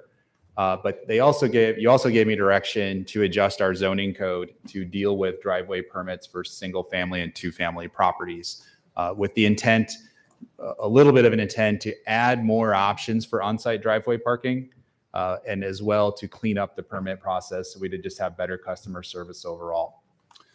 So we've moved forward with the permitting process, but we haven't implemented the zoning ordinance changes. So tonight, what I'm asking for is some further direction on some details. So the big picture wise, very clear where we were going, but I knew we would have details. I need to have some buy-off before I can finalize a new ordinance.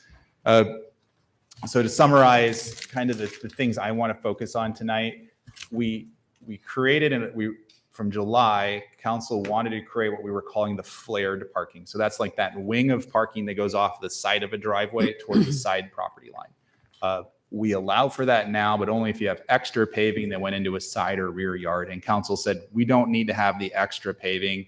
The front yard impact is the same, whether it goes to the backyard or not. So we were going to create this flared parking option, which will work for some people. As long as you have some space between your driveway and your side property line, you could add additional parking to your property. Whether that's a third parking stall or a second parking stall, that could benefit people.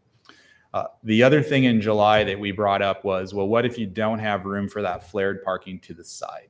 Is it a goal of the city to allow for someone to have two side-by-side parking spaces on their property, regardless of the flared parking option? So council directed me in July to create that third bullet up there, the new allowance for 20 feet of driveway. The intent was it would start on the side, but it could come across the property and overlap in front of the house, which is something now you cannot do. So we drafted that out, and from a policy perspective, we presented your big picture issues to the Planning and Zoning Commission, as well as a lot of these details that I have in this report about miscellaneous issues. And I have the Planning and Zoning Commission recommendation saying they support all of the changes that were proposed, including the flared parking, but they did not support allowing for the extra parking in the front yard, thinking that it was an interruption to that front yard. It's not something that we commonly have in Ames, to have that extra driveway parking in front of the house. So from a policy perspective, that's probably the biggest question that's on the table tonight, is if council wants to follow through on drafting an ordinance with that 20-foot allowance or not. And I have a graphic here to kind of explain the differences of how this all goes together. But the other miscellaneous issues that I have in here are really what I think are code improvements. Article 4 is where we have all these parking and driveway standards. It was intermingled with permit requirements, which is one reason why there was confusion. So a lot of the changes I have in this report are to clean up a lot of parking process things. Not all of them are single family. So you have two groups of other changes. I have them as 1 and 2 family home changes, which were on point with the July discussion.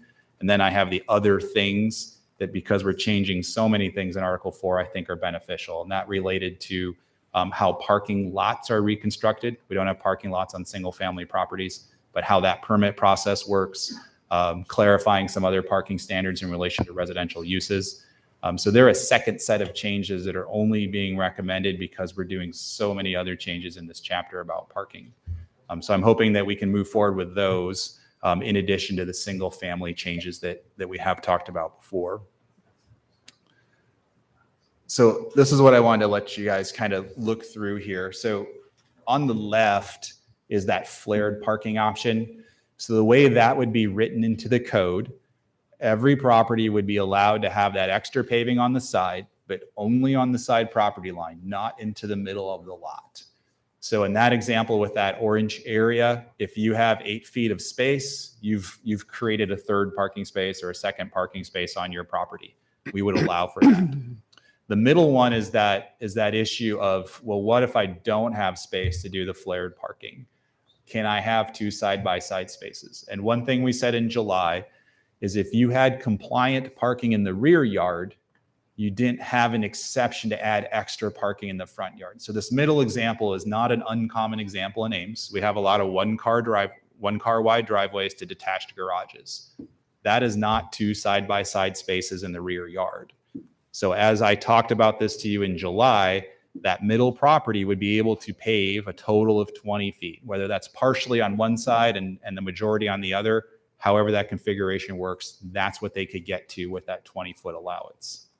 If they had a 2-car garage in the backyard, they would not be able to get to 20 feet in the front yard. So it's only if you don't already have 2 side-by-side spaces which you'd be able to do this. It would apply to a lot of properties. I had this question, I think, this week. Well, what does it impact? It's not just these detached garages in the really older part of towns. If you think about the 1950 and 1960 subdivisions where you have a single car garage on a ranch house, which we have a ton of in the city, those properties are the ones that are going to be actually more likely to have the 20 feet because they don't even have rear parking at all. So it will be a lot of properties in the city that this may impact and give them an option for additional driveway parking. And then the third illustration on the right, that's the idea that the flared parking has to come off of the driveway. We are not going to have 3-car wide driveways that go straight out to the street. So that illustration is trying to give you commonly it's done this way, but sometimes people do widen it out all the way to 30 feet and just take it straight out to the street, which is not our goal or intent to allow that. So that illustration is trying to show how effectively we're going to require driveways to be the width of a 2-car driveway, and then extra paving has to come off on an angle as a flare. So I think these 3 diagrams illustrate where the total regulations are going. If you have questions about these configurations, that's why I wanted to let you look at these before we draft the ordinance. Kelly, just to clarify, could you explain with this diagram what the P&Z did not? P&Z did not support the middle diagram. Okay, that's what I thought. So they were okay with the first one and the last one, but not the middle one.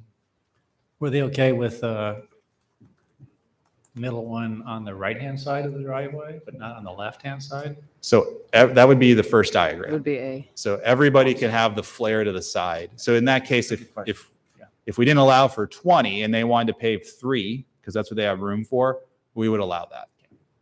It's just they couldn't get to 8 or 9 for a car.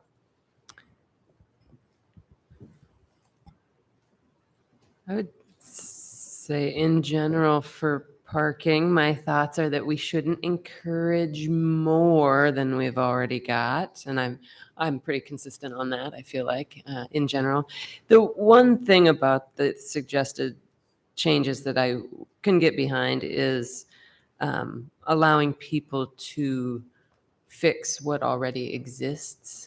So, changing the definition from non-conforming to pre-existing for parking that already exists, that I'm all right with. Anything that allows people to pave more, I'm probably not going to support. So just as a preview to my own thoughts on parking. Other questions or comments?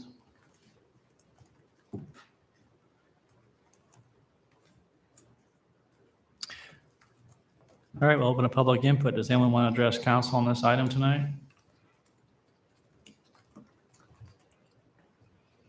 Seeing none, we'll close public input.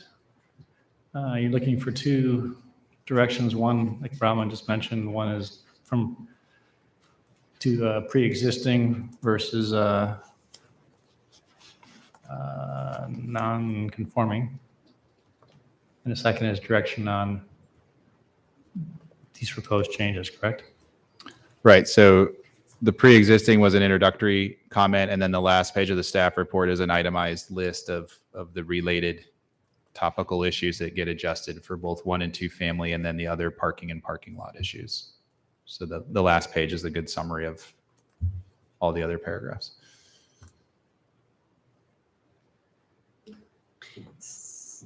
So it's this issue in each direction.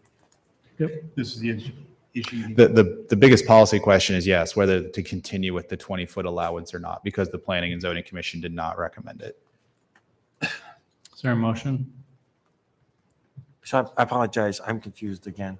So there's two things we're looking for. One is, should staff's requesting direction from council on where to finalize a draft ordinance that allows the 20-foot driveway for all properties, even if it extends as shown in these illustrations. And then the second one has to do with Modifying the non-conformity codifying section. the pre-existing versus non-conforming, correct? And I would move on that one first, Okay, I guess. all So right. I would move that we proceed with modifying the nonconformity section to define existing lots as pre-existing rather than, or driveways, sorry, as pre-existing rather than non-conforming. Second. Okay. And my thought on this is that, it already exists. People should be able to repair what they already have. I think that we've talked through this on several issues, garages and things like that too. And I think if we force, if there are nonconformities currently, right, and someone has repairs that need to be made, they might wait on making necessary repairs because they can't reconfigure their space. And so I think we need to allow people to be able to maintain what they already have. Yeah, so just to clarify, so pre-existing in the zoning ordinance has a definition. What it effectively allows you to do, it considers whatever you have to be legal and allows you to remove it, and you have 1 year to replace it in kind. If you don't replace it in that year, you lose that vested right. Versus a non-conformity, once you removed it, you can't put it back at all. That's the big distinction. You get a year to replace something. So you can't have a driveway and then say, well, in 2002 I had it and I want to put it back 18 years later. No, you can't. It has to have been that continuity of at least a year or no more than a year of absence. And that's reasonable to reconstruct a driveway. Yeah. Those in favor of the motion say aye. Aye. Any opposed? Carried. Is there a motion regarding the 20-foot width? So we actually have the option to say 20-foot width, up to 20-foot width, but not in front of the house. So in my opinion, that's already embedded in the flared parking option. So the way we were thinking of the flares, there's no maximum as you extend towards your side property line. You just would never be able to go in front of the house at all. So I'm just wondering about the middle one. Mm-hmm. And as I understand it, this is the one that P and Z had a problem with because of the front yard flare. In front of the house, yeah. Yes. I think that was, So without the part that goes in front of the house, you're just widening the driveway. Maybe there's room to park a motorcycle or something. That's what I want to allow, but not the parking in front of the house. So what does that take for language? I think that's already accommodated with the allowance for the flare. Okay, So there'll be no action necessary then. You need to, your original direction in July was to draft an ordinance that allowed the 20 feet. So if you don't want the 20 feet in the draft ordinance, you need to tell me not to put it in there now. I know what you're saying, Gloria, and I would think about that, but my first response is it's already covered. so the motion then would have to be, do not include the up to 20-foot allowance Front yard driveway. for parking? Yes. You sure? Yeah, because It it They says, don't says- allow parking in front of the house. As a motion to you, you'll have to figure out how to work. It says minimum 20-foot front yard driveway. Is that the language we need to use? On page 6? That's the planning and zoning. Yeah, it's the planning and zoning commission recommendation is to not allow for a 20-foot wide driveway if it goes in front of the Right. house. What was your recommendation to them before they said not in front of the house? Was it up to them 20? Mine was to allow for two side-by-side vehicles to be parked on a driveway of up to 20 feet in width. That's what you said. That was what it was in July. Okay. That's what you said. So, no, I want to get at what P and Z, No, you But- can still but- put the 20 foot in without going in front of the house, right? Right. But specifically, the 20-foot I recommended in July allowed it to go in front of the house. So There was we no would have to limitation go of to where it limit. went. It was just, we want to allow for two side-by-side cars to be parked. but there will be situations where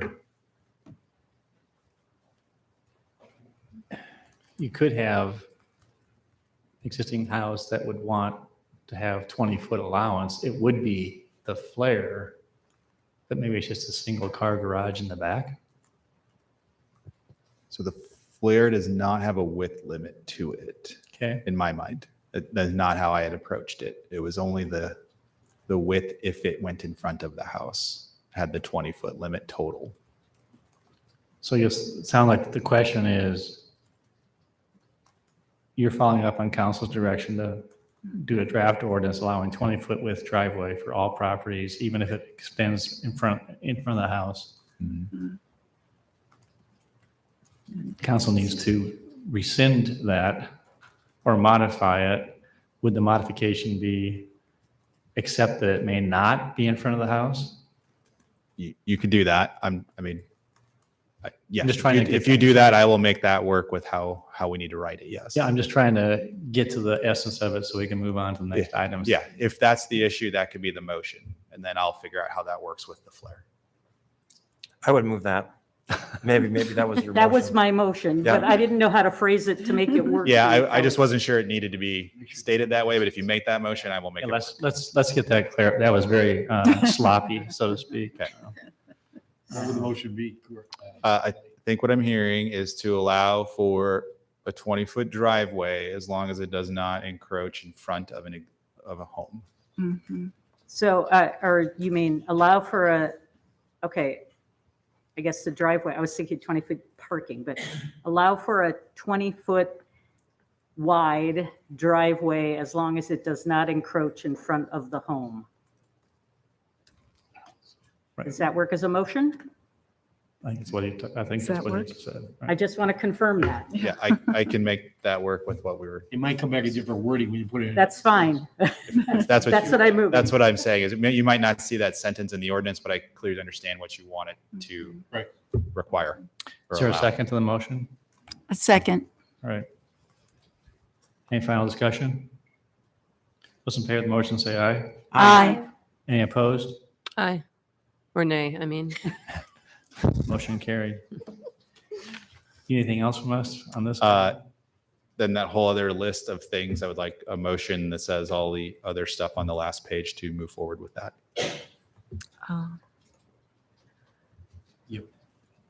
So on page That- 7. Page 7, yep. That can be done as a bunch. Yep. So I would move the items A through D. Is that what you need? A through D on page I would 7? say the single and two family amendments A through E and the other parking issues A through D. Okay, so I would move the single and two-family houses amendments A through E and the other parking and parking lot related issues A through D. Is there a second? Second. Those in favor of the motion say aye. Aye. Any opposed? Motion carried. Okay, all right. Thanks. All right, let's take a short break. Anticipate the next item is going to take a while, so we'll reconvene in about 5 or 6 minutes. Sorry. Thank you. Uh-huh. Thank you. Yeah.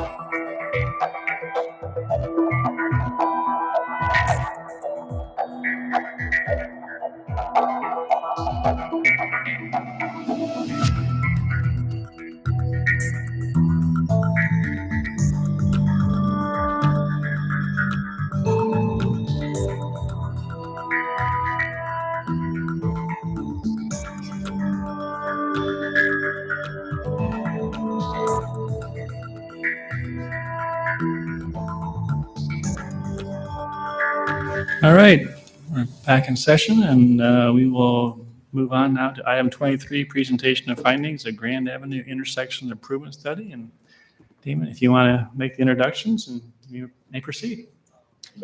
Thank you, Mayor and Council, for taking some time to hear about our Grand Avenue study. With me tonight, I have Mike Forsberg with HDR, who is our project manager. He's going to be going through the presentation tonight. And to his right, your left, is Mark Ganson. He's our civil engineer 2 in traffic. Mark helps me out by doing all of our capital projects, so as far as getting those designed and programmed. With that, I'll turn it over to Mike for the presentation, and if there's questions that come up during the slide, feel free to stop us and we'll answer any of them. Want to advance it to the next? There we go. Sorry. Just a quick background before we jump into the findings. So the kind of the impetus for this study, there was kind of a collection of projects identified in the Metropolitan Transportation Plan, kind of in this area along Grand Avenue, all with kind of the same theme of improving safety and operations. And also with the desire to create more of a multimodal corridor and enhancements in the area. So kind of the collection of intersections along Grand Avenue from 9th to 24th is identified, and that's what we studied. So the focus, like I said, was 9th to 24th. Focus was really mostly on the intersections themselves.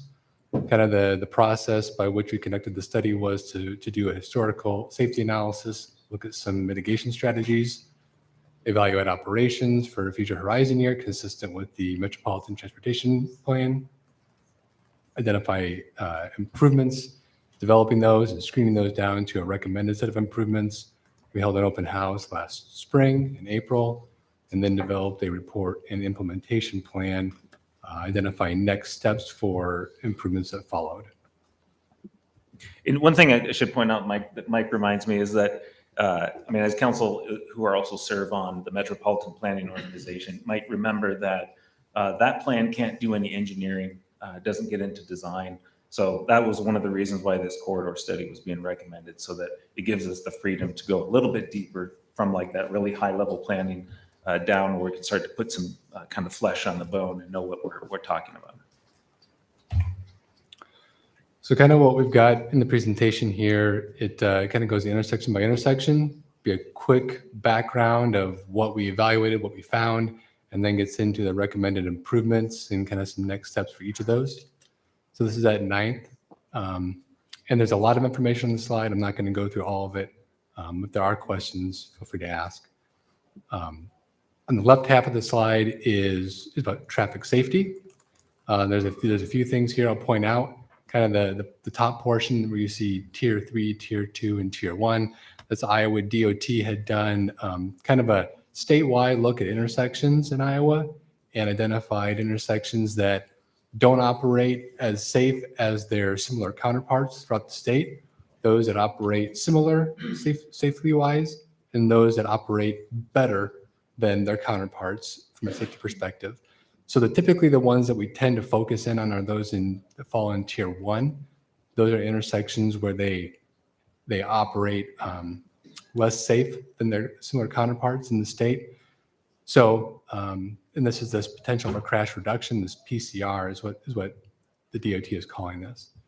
So at Grand and 9th, as you can see, this intersection is operating similar as far as safety goes to other intersections in the state. There were 13 crashes over the 5-year period that we evaluated, 2015, 2019. There was one bicycle crash. Look at the right half of this of the slide, and you'll see operations, and you'll see kind of the similar layout for all the intersections. And what we can kind of take away here is that the operations here are not a lot of delay at this intersection right now. Operates pretty well. Kind of go to the next slide. So really the improvements that we identified here were just to kind of improve some of the multimodal enhancements, adding a leading pedestrian interval.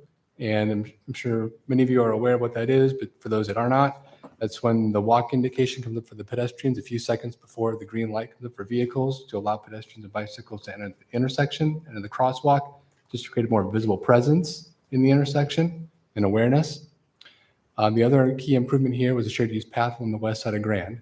And that's just consistent with the goal of having this shared use path from Lincoln Way all the way to Ada Hayden along Grand.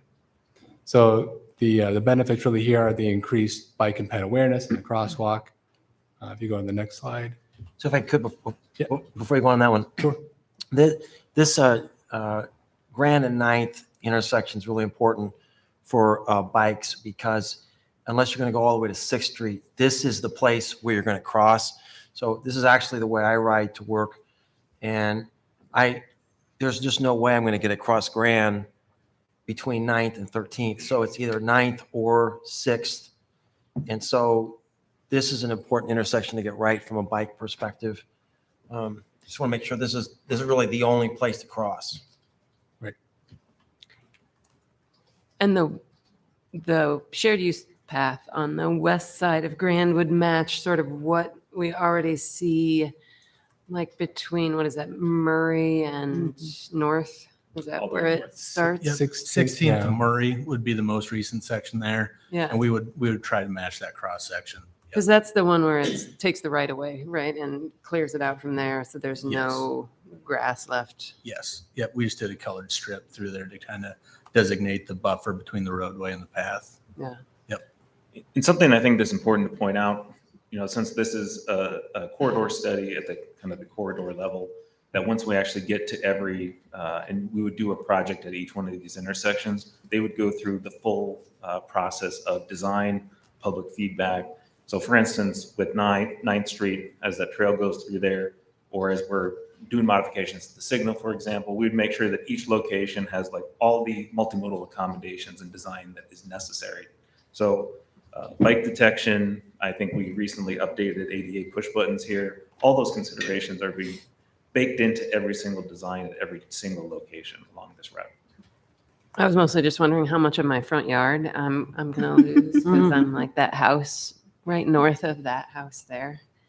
Well, and that's a great thing to point out, because obviously What house? That house is there. It's north of the one that's on the map. She's going to be that person. The one next. That's right. Yeah, exactly. So how much of my front yard are you going to take for the bike path? Well, if that project is funded and we go forward and do it, we'll definitely have a meeting to discuss. Yeah, no, I'm sure you will. I'm just teasing. I'm in favor, regardless of the fact that it's I think going we to see take some some of my front. non-conforming uses on that. These too low resolution. They can't tell. But it's definitely something to point out that some of those kind of more granular impacts are something that happens during that project design that we can actually address at that time. We just want to make sure from like I said, the next step down from the long range plan, that kind of what we're thinking about for the corridor is moving in the right direction. So that's kind of a theme I think you'll see throughout this presentation, is we want to make sure as we come down the levels or increase detail on these improvements that we're still moving in the right path. So we held the public open house, as I mentioned, back in April. And then there was some online opportunity that followed. But the public feedback for this location was mostly positive. There were still some concerns related to the side ride, utilizing the center or inside left turn lane that's also shared lane, and just the associated delays of having to stop or slow behind vehicles in the inside lane.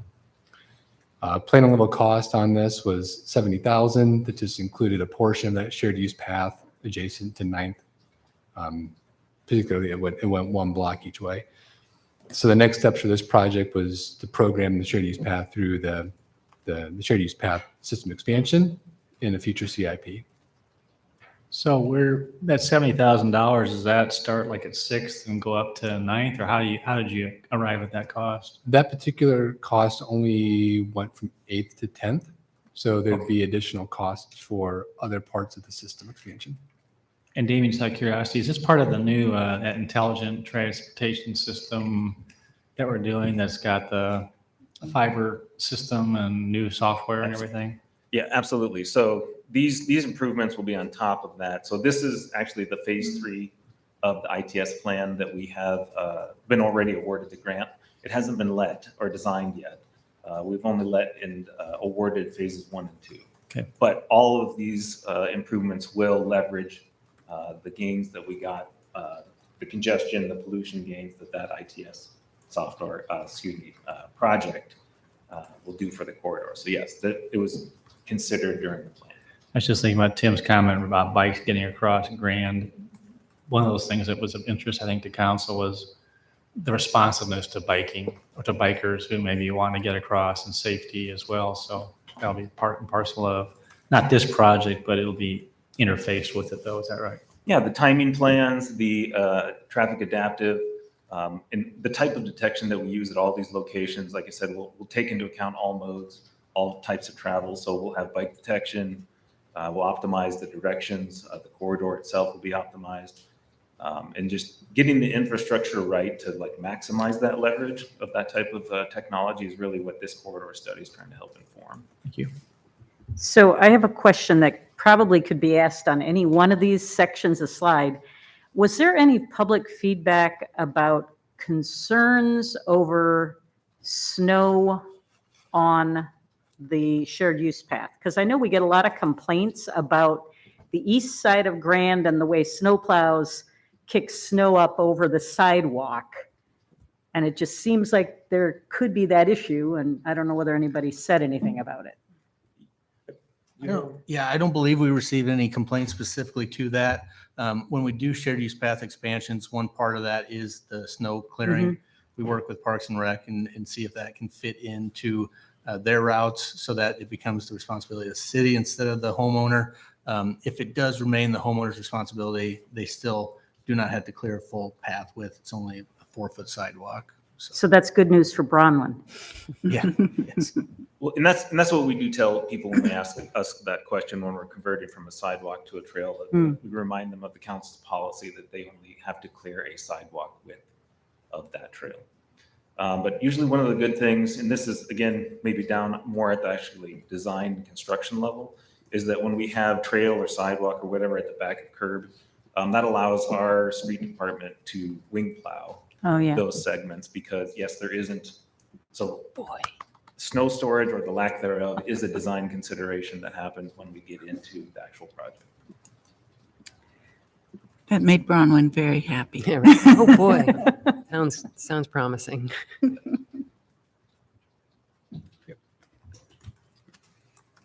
So the next intersection was 13th. Kind of focus on the safety again here on the left-hand side. And what I'll point out is this did fall into that top tier of the concern for safety in the state, and I don't think that will surprise any. At this location, there were 45 crashes in that 5-year period that we looked at. About half of those are rear-end crashes, but there's quite a few angle crashes as well. One thing that kind of stood out was the 2 pedestrian crashes that happened here. So vulnerable road users, this location. Really wasn't a trend to one specific roadway. It was pretty split 50-50 between the 2 roadways as far as where the vehicles were originating or destined. On the operations side, as we can see, it's operating what we'll say level service D, which is kind of viewed as unacceptable for a lot of drivers in a city the size of Ames. And we only expect that to get worse over time. There's some inefficiencies with the signal operations and just with the vehicles using a shared lane for left turns. It's kind of been the history that I think everyone's familiar with.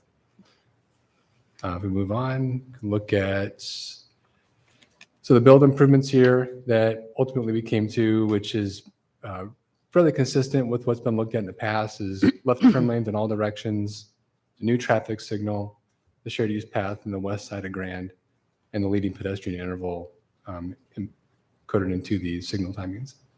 So the benefits, reduced crashes, we're expecting about 25% is what is expected for reduced crashes when you add left turn lanes. Operations improve. They actually, I think, would be expected to be reduced by almost half of the delay per vehicle. Improved driver expectancy, just having that left turn lane that you're turning out of and not having to slow or stop abruptly with the vehicle in front of you. And the increased bike and ped awareness in the crosswalk with the leading pedestrian interval. And remind us, are we going to be integrating, I apologize, I don't remember the name, it's like a smart intersection here where, you know what I'm talking about, Damien, that's the computer is sort of programming a more highly efficient usage of the intersections? Yeah, that goes back to that comment I made earlier about the ITS. So like all of the adaptive features, the leading pedestrian interval, bike and ped detection, and then obviously it'll be kind of future-proof, a little bit future-proof, that system, that platform will allow any new technology that comes along that might help improve bikes, peds, crossing, the detection of them, people with disabilities, can all operate on that system. Yeah, but I'm the one where the road will somehow sense the cameras or whatever to sense the traffic and then time the lights to increase the efficiency. Oh yeah, that's the traffic adaptive feature. So traffic adaptive, yes, is that the right term for it? Yes, it will respond to real-time traffic and make adjustments to the signal versus the old method of counting, doing a timing plan, putting it out there, see if it works, and then repeating that process. And that will be in this new plan? Yeah, the whole corridor. So okay. like that's what I was referring to with that phase 3. So essentially from Lincoln Way all the way up to Bloomington, all those signals will be on the phase 3 of that. Perfect. ITS. Yep. Thank you. We just didn't study that extent of Grand Avenue. Yeah, that's very exciting. Yep. So does the leading pedestrian interval make up for the widening of this area? Absolutely. Just like any other timing or kind of a fixed, any of the clearance times, like the yellows and the red walk, it all depends on the width. So we do a calculation and we make sure that we add enough time so that that user gets out into the area of the crossing where they're visible. So that if a car, once they're released by green, they're there, they can see them and they're not trying to cut them off or beat them to the crosswalk. So everyone, the context of the intersection depends on that timing. So the public feedback for this set of improvements was mostly positive. A lot of folks understood the concerns here for safety and operations. I think most were excited about the potential for improved operations here. There were still some concerns about the potential impacts to properties around the intersection, although we're trying to look at this from a kind of a context-sensitive lens to think about how to design this in a way that maybe limits those as best can be. And as Demian has talked about, each intersection will go through its own process of design and that, so that'll be more defined as the project progresses. The plating level cost for this was $2.8 million with right-of-way, acquisition of properties anticipated, and construction costs. So the next steps for the improvements here were preliminary and final design, right-of-way acquisition, and then in the current CIP, design right away would happen in 24-25, construction in 25-26. And one thing that we wanted to point out to the council, because I know that the community has seen this project before, it's come up. The first time, and it's been actually in the city's CIP since 1993, if I remember right. Wow. By the way, it was $600,000 price tag back then. But in 2007 was really when it kind of went into its first full design and concept phase. And one of the things that there was 3 different concepts that were proposed. One of them was a roundabout. So what you see here is kind of as far as that project got before it was removed from our CIP. At the time, kind of a theory or the idea was that we wanted to show kind of what is the worst case scenario. And so what you see here from that process was like essentially full lane widths.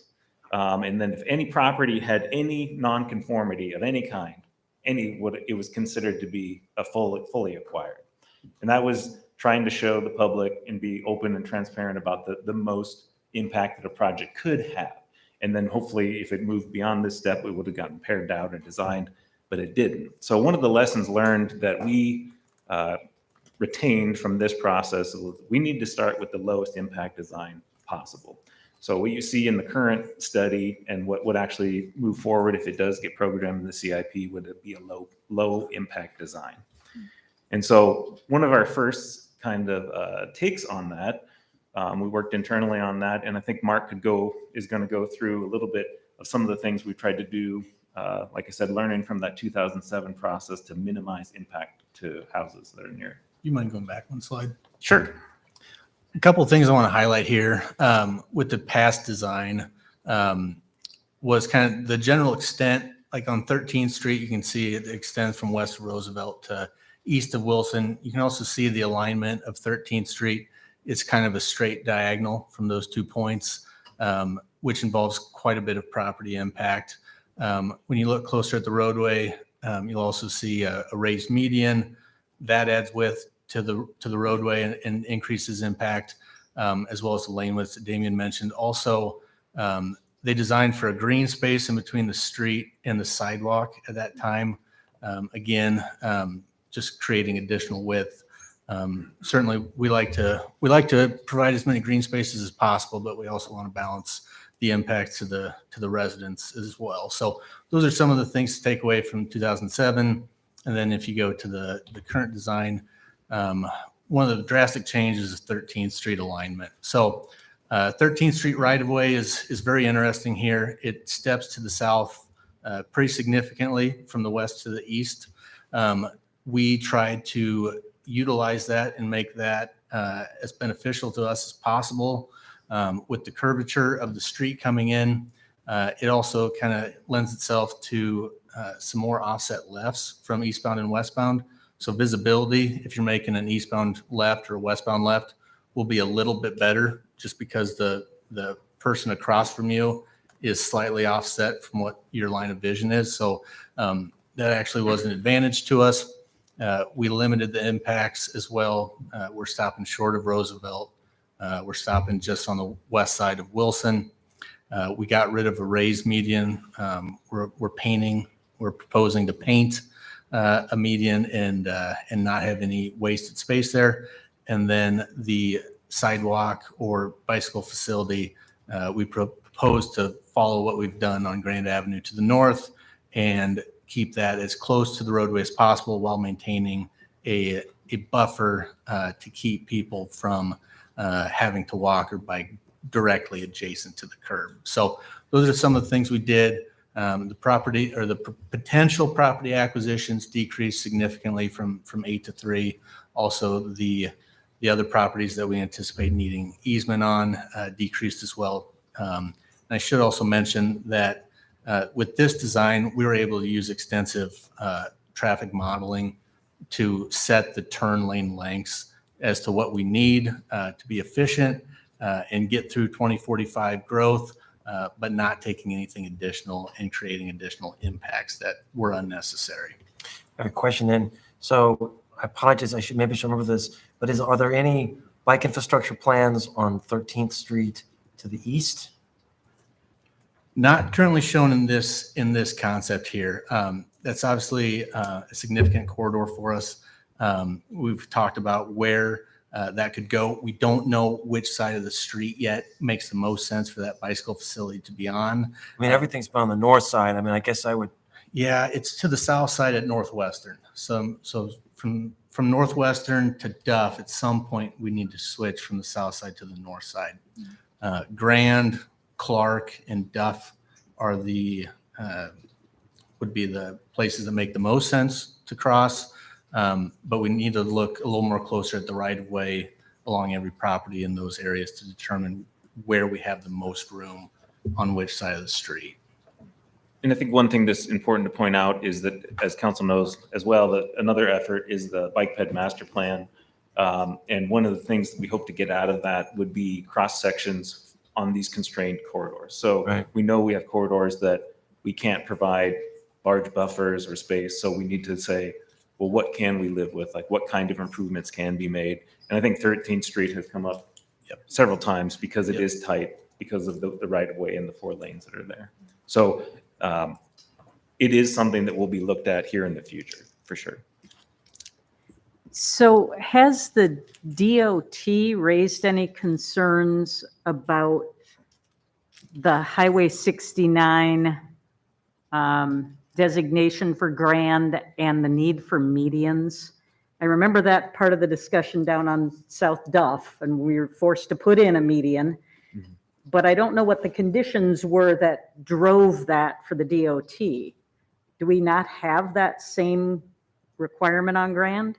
They have never brought up a raised median in this area. And I think the reason why is because South Duff is at least 10 to 15,000 more cars per day, and it's all commercial traffic. So it's all turning, heavy amounts of turning traffic, whereas the turning traffic here are residences. So they've never mentioned that as a requirement or something that they're even looking at. But when they looked at South Duff, back when that project happened, it showed up on their radar as a safety improvement. And we'll talk a little bit about that process that the DOT does when we get to the 16th Street intersection. So they have their candidate list of safety segments that they need to improve. And this project, they don't have a median identified or even being considered. So. Is there anything else, Mark, you wanted to touch on? No.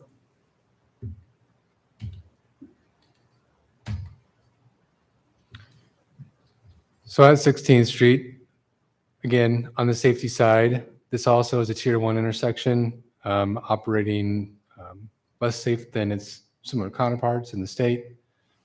There were 20 crashes here with the 5-year period. Most of those were angle crashes, which largely generally contribute to a higher number of injuries. There was one bicycle crash here. It was a lot of traffic, angle crashes turning at the intersection, many from 16th to turn on to Grand. Operationally, this is a 2-way stop control intersection. The side street does experience a fair bit of delay today. Average vehicle delay in the afternoon is we've got 42 seconds. So it's over half a minute and expected to increase quite a bit as traffic volumes continue to grow in the future. So the improvements that ultimately were recommended in the study was to add a raised median on the 16th Street, on the Grand Avenue at 16th Street, restricting the turns at this intersection and the east-west through movements, really to get at that safety concern that we have for angle crashes in the intersection, and add a shared use path on the west side of Grand. We did look at quite a few other improvements as part of this process, and we're screened out, including wider median or more raised medians on 16th at the approaches to Grand and nothing on Grand itself. Ultimately, the raised median on Grand is more consistent with what the DOT is looking for at this location. The width of that median hasn't really been set at all for what we documented. Ultimately, we were trying to limit any widening on Grand Avenue. So that's why you see a very narrow median on Grand and not something wider. So the expected benefits, really, it's to reduce crashes by eliminating that crossing conflict. Public feedback here, there was a fair bit of opposition to these improvements. A lot of folks would really like to see some connectivity still across Grand Avenue, particularly for bikes and peds. And so we talked to a fair bit of folks in the area at the public open house about that. There were some comments as well about, would really like to still have east-west connectivity for vehicles as well, but understand that there are other opportunities in the corridor for that. Just more the out of distance travel for bikes and peds was more the concern. Doesn't the long-range transportation plan have an east-west crossing for pedestrians and bikes in it? This intersection was definitely one of them that I think we identified as like a critical crossing where we needed, because the long range plan considered 16th Street as kind of a parallel Right. alternative to the 13th Street. And we've been moving forward with that assumption. But when we did this study and talking with the DOT and looked at the safety data, it seemed like something that we need to be able to reevaluate before we would, because it's not warranted to do a full signal here. So going to the DOT and trying to justify another signal being placed in here. So things like a flasher or a median refuge or something like that, that just provided space for a pedestrian crossing isn't adequate given if we cannot address the crash issues. So those angle crash issues have to go away somehow. So I think what this corridor study has shown us is that we need to focus on making improvements either at 20th Street or 13th Street, and then work with the DOT on what we could actually do here at this intersection. So that's what Mike was talking about, like this design would have to dramatically change to accommodate bikes and peds or some other kind of movement that just hasn't been explored yet. And so everyone knows this is a really important intersection because it's going over to the high school. Right. And I would love to see demographic data on who got in those angled crashes.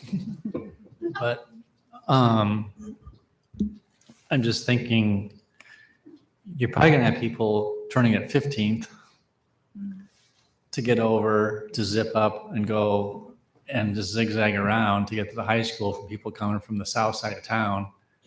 And that's true for football games. It's true for, daily for, people going to high school and stuff. I understand you're trying to accomplish, but boy, this seems to me to be something that really is going to warrant a lot of study and unintended consequences as people are going to find shortcuts and may actually cause something you may push that diagonal crashes down one intersection, all of a sudden.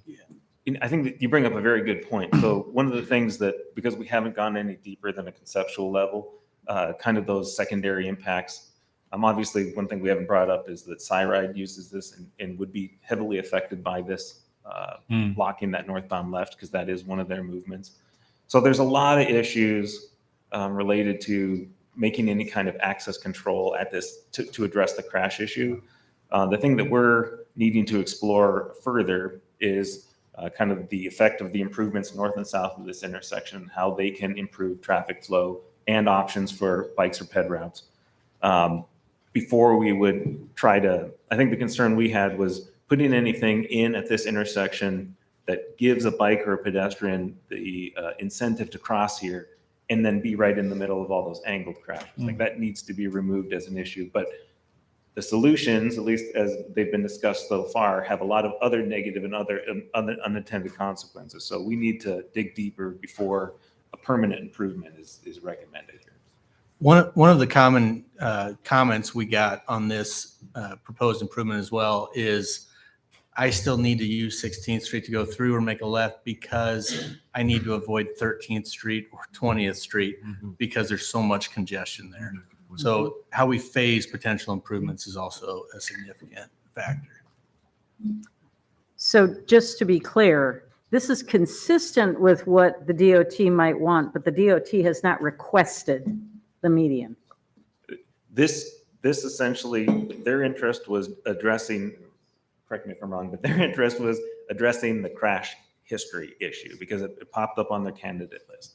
How that happens, they would look to us. I know it's their route. They would review and approve the design, but we would have to work together on that solution. So it hasn't gone any deeper than trying to address the angle crashes.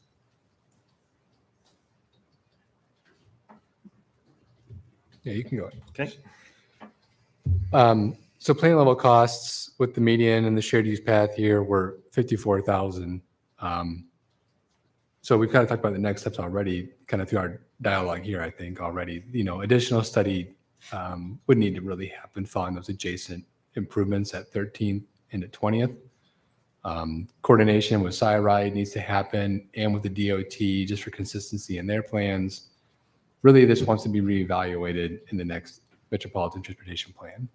And, one thing we did take a look at was, if we were to look at a median that was wider to accommodate some pedestrian refuge as part of a crossing at this location, it does seem that the right-of-way is there on the east side to do some widening. That would need to be investigated further in design, but the costs would increase just by widening Grand Avenue and would be around 180,000 was kind of our estimate currently. And that widening is critical because you can tell on the east side, you'd have essentially dead end sidewalks. So something has to be done in order to complete the facility so that you don't have these long dead ends and just the end of the block and nowhere to go. So. Then up at 20th Street, this is another location that was in the top tier for crashes in the state of Iowa for its similar counterparts. Had 28 crashes here. The interesting thing with crashes at this location is that 90% of them are vehicles that are on Grand that are turning across turning from Grand Avenue onto 20th, having an angle crash in the intersection or a rear end in the intersection. So it's mostly Grand Avenue traffic that is having crashes here. Operationally, there's really not a lot of delay at this location. It operates pretty well. It's just the safety that there's a concern with. So the improvements kind of consistent with the previous planning efforts to look at left turn lanes on Grand Avenue at 20th. And then we're also looking at restriping the approaches to Grand Avenue from on 20th. Right now it's a shared through and left, and then there's a right turn only lane on each approach. Just a little inconsistent with what most drivers are accustomed to. So we're looking at doing some restriping on each approach there, adding a shared use path along the south side of 20th, and then adding a leading pedestrian interval. So benefits here, reduce crashes with the turn lanes, improve driver expectancy, increase the bike and ped awareness with the leading pedestrian interval. So those are kind of the benefits that we're seeing with this one. The widening, it's happening between the western limits of existing Grand and the shared use path on the west side. So it's within right of way. If you want to go on to the next one. Yeah, and council might be familiar, like one thing to also point out is the signal was built offset on that west side to accommodate widening. So this we've been planning for this style of improvement for a while. Just to John's point, we've got two elementary schools, a lot of traffic going, to access those schools through there. So we have to get this one right. And I don't have a sense of the bike traffic along there, if kids are more likely to be on those, but that's something that we might want to be paying attention to on those intersections. So are we looking at the speed limit on Grand, or is that something the DOT sets and not us? They said it. So they, for instance, for our area, and I think every city that they have a route through, they have a single sheet. And their ordinance is written as posted. So the DOT doesn't have, like what we have is ordinances by street name. Their law that they govern, so as posted. So they have a district map for the highways that go through cities. And so like they update that map after they do traffic studies. So they'll do a speed study and make recommendations. We give feedback to them often when they do that because we're involved in that process. I was just wondering, since 90% of the accidents at this intersection are on Grand, it seems like that 35 mile per hour speed limit might have something to do with that, but maybe that's just me. Well, I think it kind of is falling a little bit prey to the same issue that all 4-lane roads have without any kind of turn lane, any kind of channelization, is that lefts are kind of staring at each other in a very awkward way. And when they try and go around or try and take a gap that they shouldn't, once they clear that opposing left, they're into onbound traffic. And they probably wouldn't have taken that gap if they could have seen past that car. So what's one of the thing about having a turn lane space is it gets them aligned visually, and then they can make better decisions. So, and the other thing too, I think that is a theme, a reoccurring theme at any of these intersections, that when we're trying to make the minimal amount of vehicle improvements, hopefully we'll simplify and make things better for their interaction with pets. So if I'm more worried about not getting hit by an oncoming car, I'm probably not looking about what are the other pedestrian or bike crossings that are happening around me. So simplifying it for one mode helps interactions with other modes. I think I don't want to get that lost in trying to design for only one mode. It's definitely designing for all of them.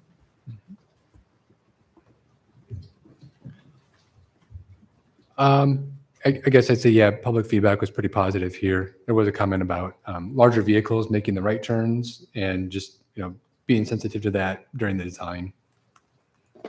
Plan level of cost for this for $450K. The next steps were the widening of the improvements in the traffic system capacity improvements in the future CIP, and then the shared use path and the shared use path system expansion also in a future CIP. Can you comment concern over southbound right turning trucks and buses?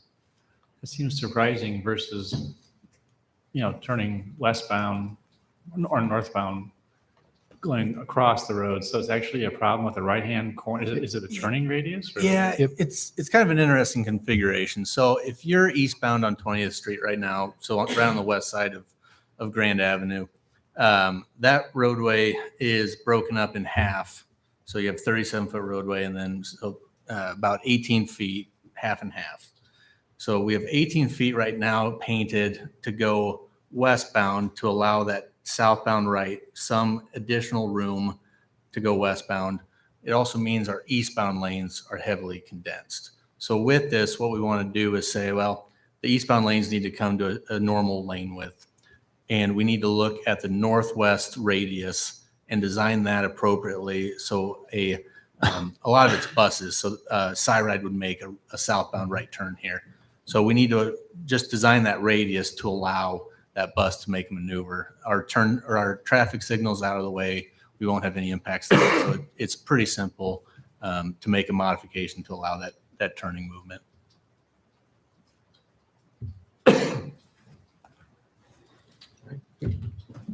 Then the last location was at 24th. Really no safety concerns here.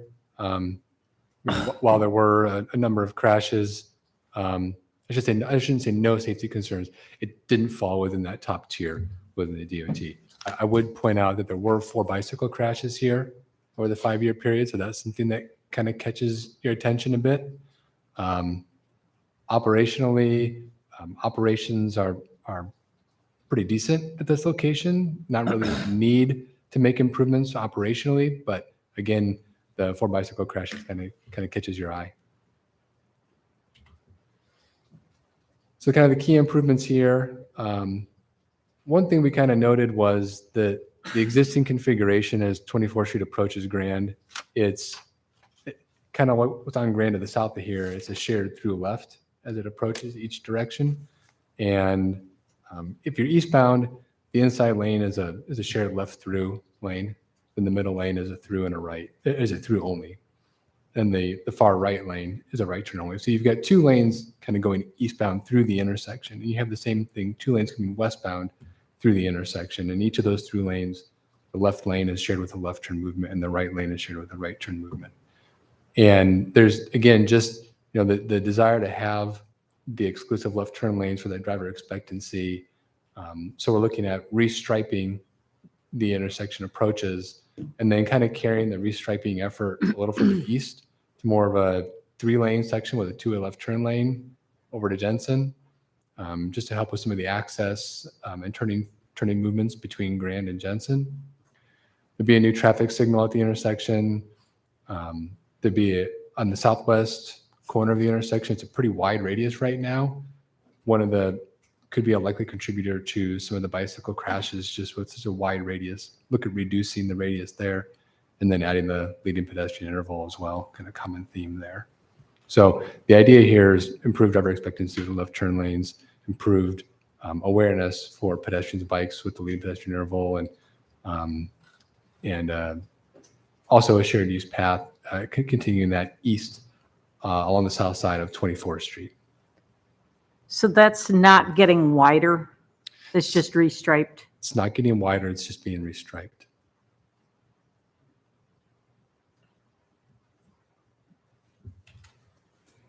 Public feedback here, yeah, pretty positive. Plain level cost, it's about 600,000, and that includes a traffic signal. A lot of it's within the existing right of way, a lot of restriping, and then the radius in the southwest corner. So next steps here would be to program the restriping, the radius modifications, and the traffic signal through that traffic system capacity improvements, and then future CIP, and then programming that shared use path along the south side of 24th East of Grand through the shared use path system expansion, also in the future CIP.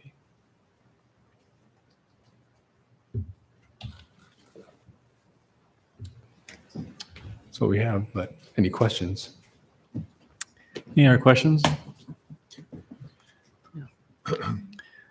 So let me clarify, we're asking you to accept the report, but there were some timelines put in there, like for 13th Street would be next year, the year after. I want to clarify and make sure you understand, I don't want to be bound by that right now. We're putting together the CIP right now. I don't know if we're going to do it that year or the year after. We have to prioritize these, incorporate them into all the other projects that are before us right now. So I don't want you to think there was a specific dates referenced in this report. By adopting this study, I hope you're not binding us or binding us to that. Obviously, costs may go up too. I think it's a valuable plan because it tells us how we are going to treat these improvements when we're able to incorporate it in and prioritize with everything else. So it's a valuable document, but I don't want to be locked into the timing necessarily or the costs, quite frankly. Steve, could either you or Damian, and you mentioned it before, but just so anyone who's watching or listening or watches the tape later on, the process you're going to go through for public feedback, input, and in particular on, the 13th Grand intersection, because this, by accepting the report, it's not over, it's just the beginning. Can you just kind of explain what's going to go on and what opportunities people will have to give feedback? Because obviously, I know it's important to staff, it's important to consultants, and it's very important to council. Can you talk about that? Yeah, absolutely. So when we propose things in the CIP, as Steve was talking about, we look at fund balances, we look at what kind of priorities we have. I mean, that's why we have a long-range plan. That's why we try to rank things by safety and operations. But we'll say when they actually do get programmed in that fiscal year, we start with design. We reach out and have public meetings and get feedback on the design. These would have a little bit more of a starting point than some maybe other designs that we would have. But then, like every project that we saw that had any kind of impact, whether it was right-of-way, acquisition, easement, all of those go through a formal appraisal process. We reach out to each and every owner and discuss with them what they're willing to do, what they're not willing to do, whether the appraisal makes sense to them, and so forth. And then just the general public's feedback about that design. And so before we would go and actually say to council, we want to do, in council's next step after we do those public meetings would be essentially to put the project out to bid. So you'd have a step in there after we take all the public feedback. We know what the actual impacts of the design would be, costs, et cetera, the willingness of both the public and the adjacent property owners that are affected. Then you can make a decision and say, yes, we're going to put it out for bid. And then really that point when it's out for bid and we would come back and award it, that's when that project is real. That's when all the planning and all the design is done and we're actually going to actually construct it. So that's what we were trying to hope with this plan and bringing it down, like I said, to another level of detail.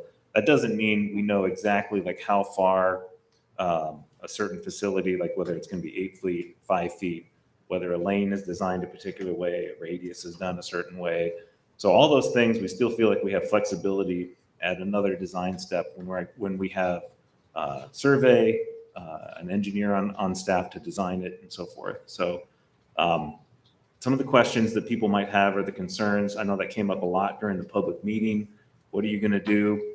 I think when we get in the actual design of a project that's programmed in the CIP, that's when we can answer them, because we've hired somebody and we have the information and data to do so. Really, we want to make sure that from like the next step or conceptual direction, that we're moving in the right direction. So it doesn't mean that there won't be more discussions and that things can't change and we can adjust them again to minimize impact and still, while still kind of meeting the intent of the project. I think that's the thing, is that the improvements that are being proposed are kind of what we feel from a traffic standpoint is necessary to get us at least through 2045 and on. And so that's, I'm not sure if that helps people get all their fears gone, but they have opportunities in the future to talk about it.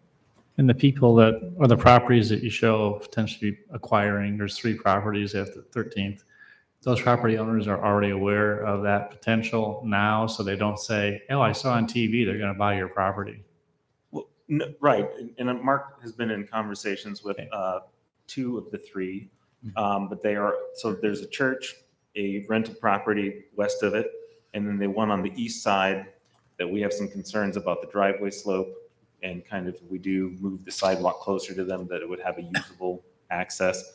That's also a rental property. So like we really tried to make sure that we weren't impacting any of the homeowner occupied houses where we would need to take the full property for acquisition. So really all the homeowner occupied properties, we're really looking at easement for a sidewalk or a trail. But they were notified of this and they had a chance to give input during the study process? Yeah, a lot of them came to the public meeting. Yes, absolutely. Right. All right, I'll open up public input. Does anyone want to address council on this item before a motion's entertained?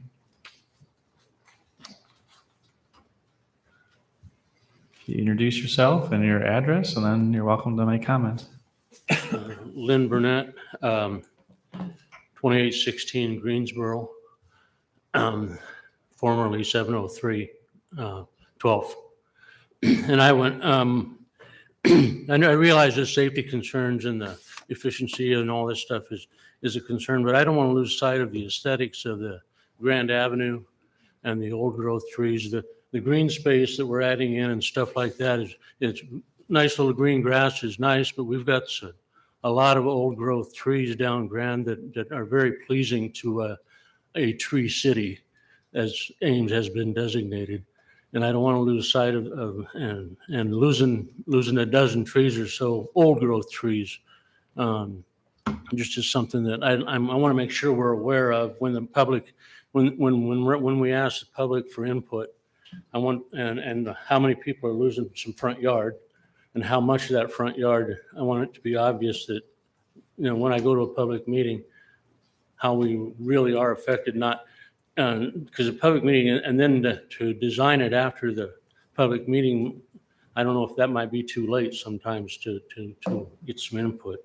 But I appreciate this being open and letting us talk about this and stuff like that. But that's really, I just want to make sure that we're taking some things into consideration for all that. So, thank you. Thanks, Lynn. Anybody else? All right, close public input. Staff's looking for a motion accepting the study findings as summarized in the study report and implementation plan. So moved. Second. Any further discussion? Those in favor say aye. Aye. Any opposed? Motion carried. Thank you very much. All right, move on to item 24, staff report on Stang Road pedestrian improvements. All right. Well, thank you again. So we tried to summarize, well, we're here tonight really because of a referral that came to City Council here back on the 14th. And council direction was that we would come back with a memo looking to address the pedestrian safety crossing concerns, which is a common theme that we've had in this area for a while. And that we're trying to look for, I know the referral was asking for a crossing beacon in the Stang Crescent area. And I think because of the history that we've had dealing with speed, pedestrian, walking, biking concerns in the area, we wanted to come back to council with some ideas that kind of go beyond some of the low-cost improvements that we've already done at this area. And that's why I included the staff report that we did. I don't remember the exact date, but that was done here a while back. And what we did the first time that this issue came up, and we made kind of the first step of improvements, is that we put in high visibility crossings both at Northridge and at Aspen. We added in dynamic feedback signs to try and help with the speed and the awareness of the crossings at the two intersections. And for anybody who may not be familiar, I think most people are familiar with it. Oh, there we go. Is that Stang is a 4-lane road. And so what you see here in front of you, and this will go through, and we added to the staff report, was a lot of the feedback when we talk with people. So obviously council saw the complaint that actually came through as a council referral, but as staff, we field complaints at this area just by people calling City Hall. And a lot of them essentially talked about how when this area, this village was planned, it was supposed to be more of a walkable village area. And one of the things that was kind of baked into the design, and you can see this is a page from the master plan, was that the boulevards were supposed to be single lanes with adjacent parking. There really wasn't any 4-lane roads that were from the concept of the Somerset Village that was ever supposed to be in it. So the reason why we came back with a staff report rather than just a simple memo saying like where we could put a crossing was that I think one of the things that we're struggling with today was some of the changes that deviated back when the plan was done, when the plan was created and we built Stang as a 4-lane road. And looking back, there wasn't great history because that was back in the early 90s, late 90s.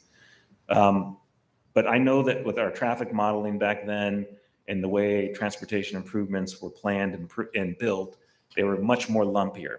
And they would essentially, if it was an arterial street, you almost always built an arterial street with 4 lanes because the risk of it, you didn't want to take that risk because you weren't backed up by the level of traffic modeling that we have today.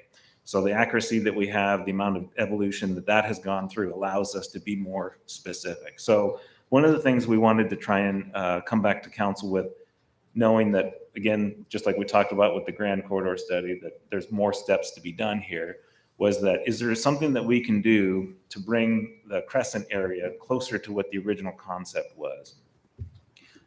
So one of the things that we put together, and this is probably a close-up of what the Crescent was ideally supposed to look like, was put together this concept. And so I rotated it so it fit better on the computer screen. North is to your left, south is to your right. Was that right now the Crescent intersections, both, so Aspen is on your left and Northridge is on your right, are 4-lane approach intersections that are stopped on the side streets. And then there's parallel parking adjacent to it. So a couple of things that have issues that we're dealing with when we work with people's feedback about pedestrian and biking through this area is, and also maybe the thing I should point out is in the Crescent, there's 2 side-right stops. So right now a side-right will stop in the outside lane and anybody wanting to board or unboard from the bus are walking through kind of some gaps in the parallel parking areas. So some of the issues that we're struggling with making it more pedestrian and bike friendly is really related to that 4-lane cross section. So as you can imagine, 4 lanes with a huge median break creates probably some of the bigger pedestrian crossings in town, something you would likely see at some of the fringe intersections that have signals like near the interstate or industrial areas. The crossings are very wide. And so when you have 4 lanes of traffic and you don't have the amount of cars, and so that's something too we put in the study was that normally you would have 4 lanes of traffic after you've gotten over 15,000 cars a day. And so we're only at around 7,000 cars a day, and we don't expect it to grow to more than about 8,000, 9,000 cars per day. So it's really hard when you have that excess capacity. Really what that does is it allows cars the space to weave and pass each other. So the people that are driving the speed limit they're kind of being passed so it allows space essentially for kind of unsafe driving behaviors. So a couple of things that we've done to try to bring it closer back to what the original design is shown in this concept. And then Mark is going to go through like some of the design aspects that we have. But again, I want to point out that we have not spoken with the homeowners association, and we have not spoken with Cyride. Really, we want to make sure that, again, that we're moving in the right path, and we want kind of some council's direction and support before we really take this any further. But we know that we have a lot of people that are going to be interested in this design and the changes that are here. And so before we move to the next step, that's really what the staff report is about, is saying, do you feel this concept has merit? Go work and spend your time on it, evolving it. So with that, I'll let Mark go through some of the changes that we're thinking about. Yeah, so to transition from a 4-lane section to a 2-lane section, the first thing you'll notice is at Aspen and at Northridge, we are dropping the outside lane with a right turn lane. So that lane goes away, and it's one less lane that pedestrians need to cross on the side closest to the Crescent Park. In doing that, we also felt we could go to an all-way stop condition at both of those intersections. Eliminating one of the through lanes helps transition to an all-way stop significantly.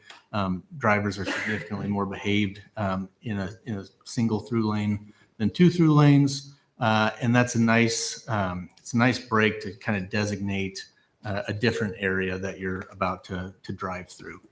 And then continuing with 1 through lane, we looked at the existing pavement section that we have. And when we go down to 1 through lane, we are afforded quite a bit of pavement to transition from parallel on-street parking to an angled on-street parking. I should note that the concept I have here is back in angled. Certainly be new for residents of Ames and something to learn, but we feel it would be a significant improvement than traditional angled parking due to being able to pull out of the stall forward, as well as being able to load your vehicle and doors from the sidewalk rather than from the street. So if I could, maybe this is a good place. So does the traffic warrant going from 2 lanes to 1? Help me understand that, because I think there's a lot of traffic that goes through there, and I'm trying to wrap my brain around. I mean, there'll be people protesting the street, I think, if we go from four lanes to 2. And the other question I had, this median, does the HOA own the median, or is that city property? The HOA owns the median. Yep. So again, this is just an illustration of an alternative. Going to that 1-lane concept created some conflicts with the existing side stop locations. We wanted to present something to try and eliminate that in its current location. And another alternative would be to look at the side stops and try and position them directly outside of the Crescent Park.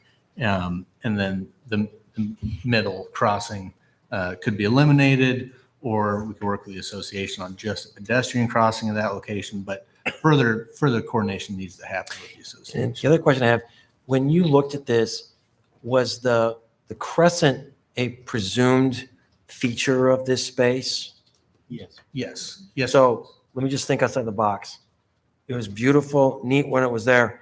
But what if we didn't have the Crescent? Just imagine a world where there was no Crescent. Would that change? Would that give you more design options in that space?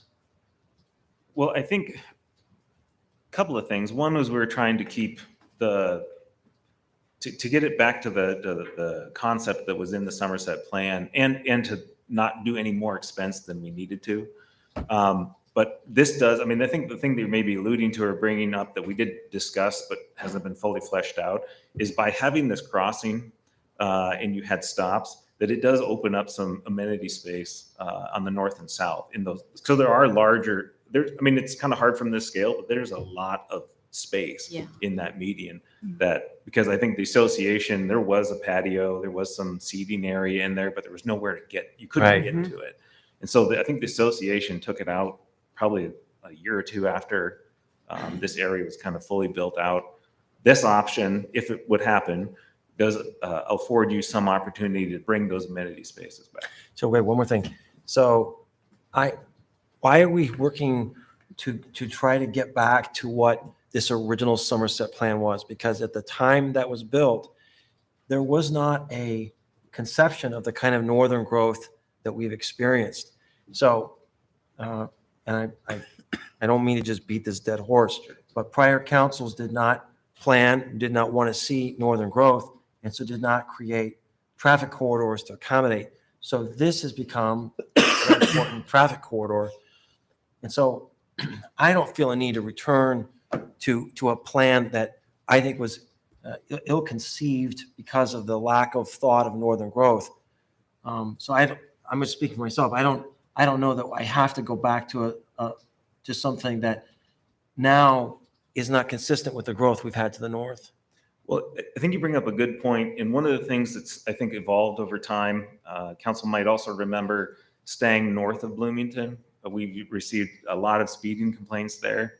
So if the intent was the original intent that staying from Iowa State all the way north to whatever residential areas we have up there was the arterial street. The issue is it's developed into somewhat of a quasi downtown and all residential properties. And so that's why I think we talked about it in the study, trying to focus more on GW Carver as the arterial street and staying being lower speed, acting more like a collector street. So a collector street that connects GW Carver up by Cameron School Road and Bloomington Road, and then the other segment of GW Carver from Bloomington Road down to 24th Street. And so some of the traffic concerns that you see, and I think one of the things that are kind of exacerbating the pedestrian and bike interactions are commuter traffic.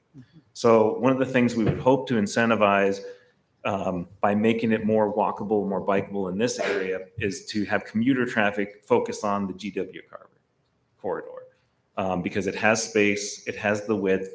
If you look at, and we'll get into that, I think here later in another diagram, is that the westbound approaches of Northridge and Aspen at GW Carver actually have already built like an additional lane. So as traffic grows and we need to go and add, here's the thing, like I've looked at our traffic model.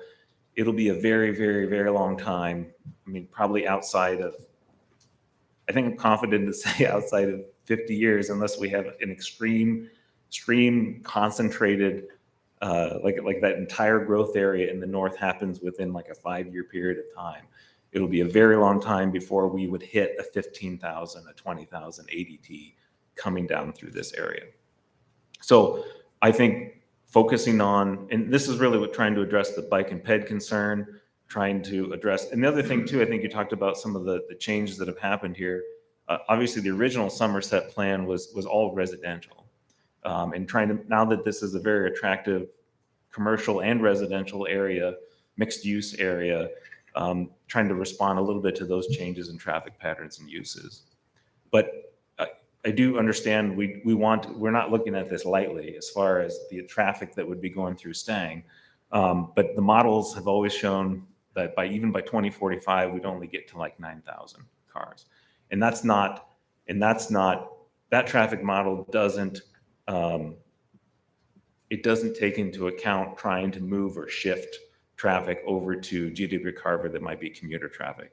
I think the example that council probably most familiar with was when we did the Grand Avenue extension.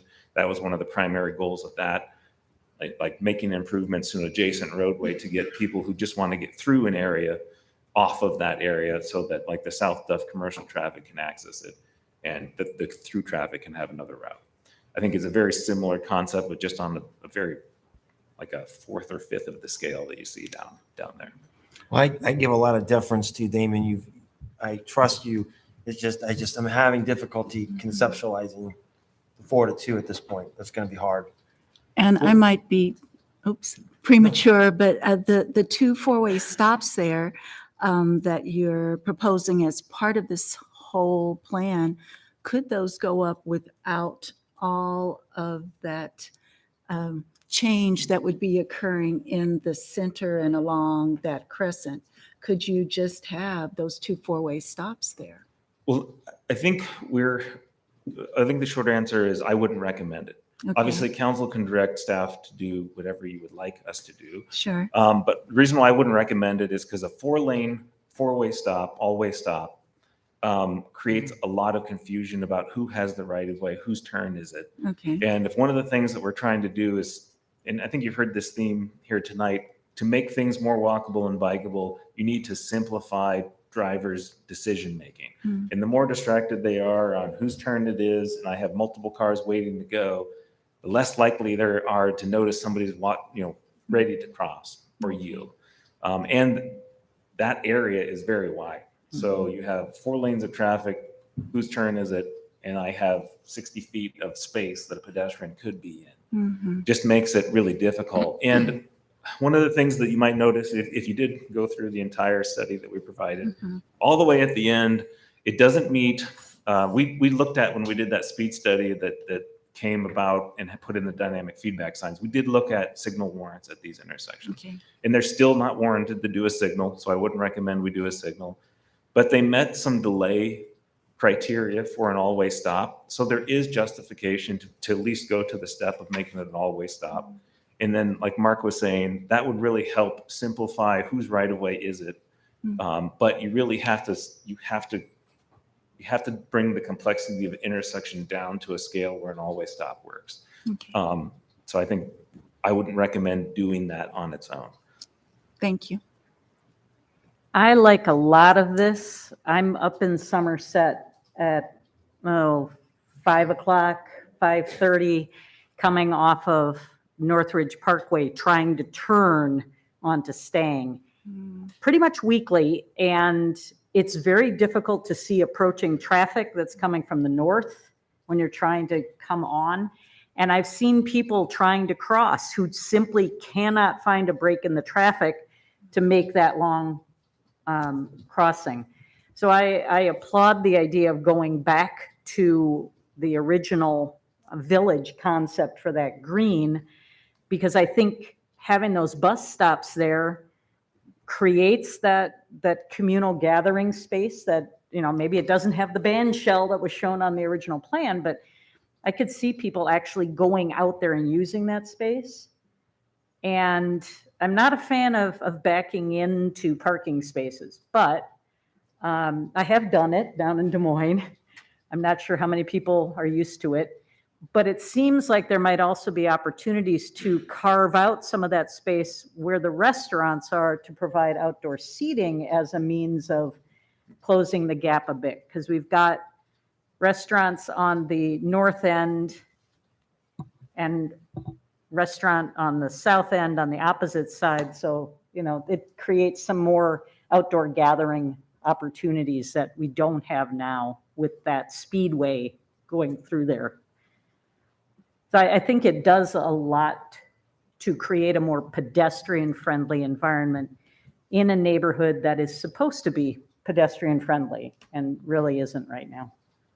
Well, I think a couple of things when you're describing the turning from the side street that also maybe is good to point out.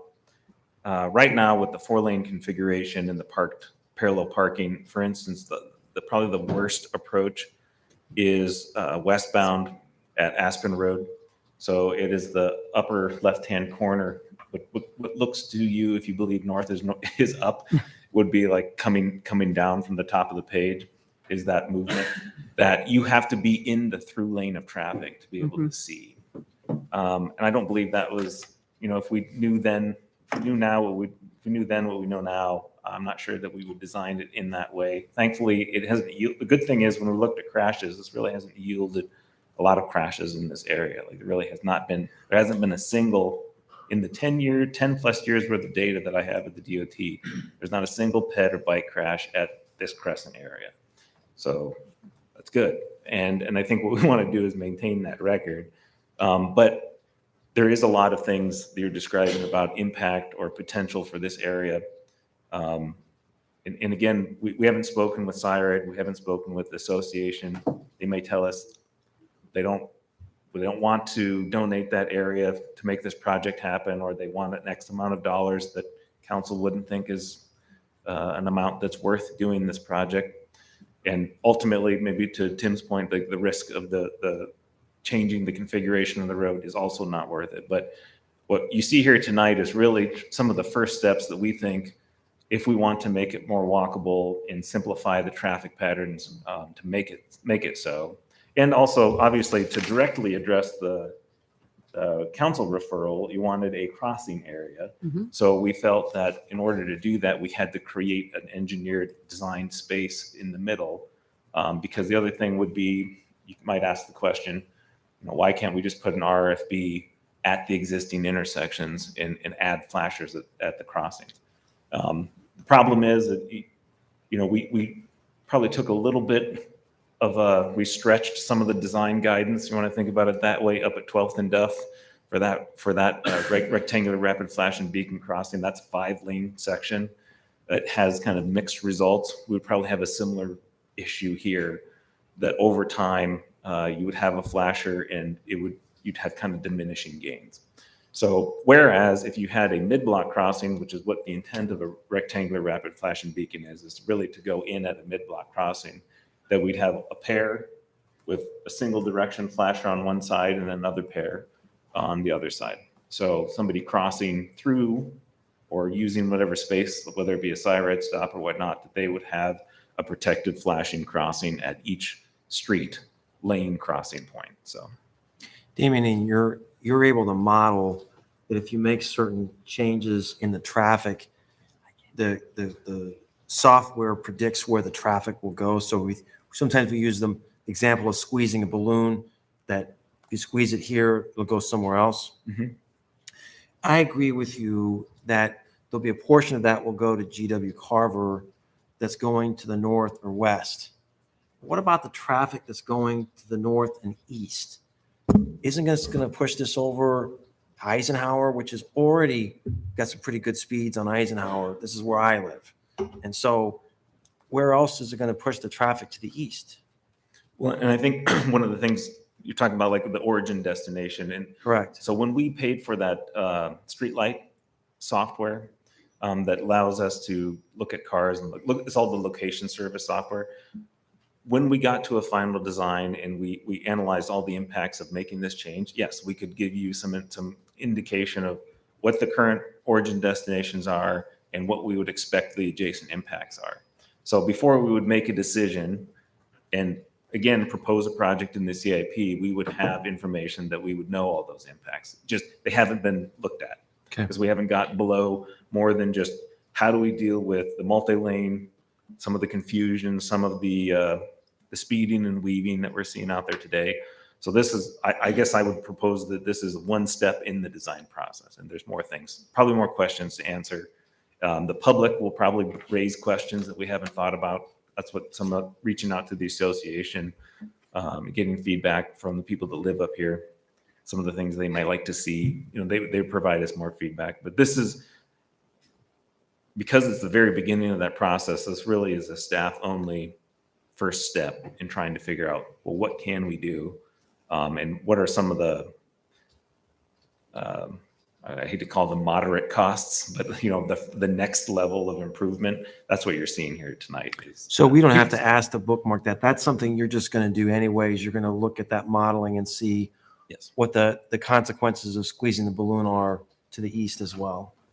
Just like any improvement that you actually see in your CIP, we will put it through the full paces of design. Great. Do you want to show the flashing beacons on George Washington and Carver? Okay. Just talk on that, and then we can move on to public input and a motion. Talk through it. Sure. Yeah, as we touched on, our proposed improvements on Stang will likely push some people over to GW Carver. This map kind of gives you a better illustration of how the neighborhoods are configured. We have received some complaints for crossing both Northridge and it's been getting across GW Carver. So to pair with this or as a standalone, depending on your direction, we're proposing both of those locations to be fitted with rectangular rapid flashing beacons. The crossing in Northridge was improved, I believe, in 2016. We need to establish a crossing at Aspen There's currently not an ADA compliant crossing at that location. We also need to look at the median there. I don't believe we have a break in the median for the north-south path. So the whole intersection would be cleaned up when we look at it. But that kind of gives you a sense of how staying might change some behavior, and us kind of wanting to be proactive and help some other crossings there with any additional traffic. All right, open up public input. Does anyone want to address council on this topic tonight?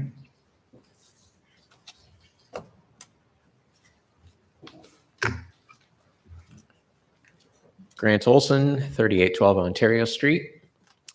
Specifically in the Crescent area, I have driven, bussed, and walked in this area and do share some of the concerns that Gloria has observed.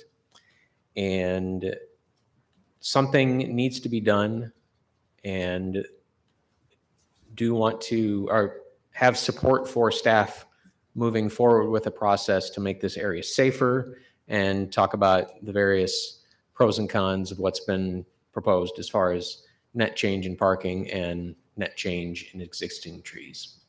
I support staff to move forward. Thank you, Grant. Anybody else? Close public input, and I think you might have gotten a copy of an email. Someone also raised a concern about going from 2-lane to 1-lane. If you have a vehicle that gets stalled or has mechanical problems, being that a choke point, for example, but I'm sure you'll take that in consideration when you go through the evaluation and get public input. So certainly. You ready for a motion? Yep, I'm ready for a motion.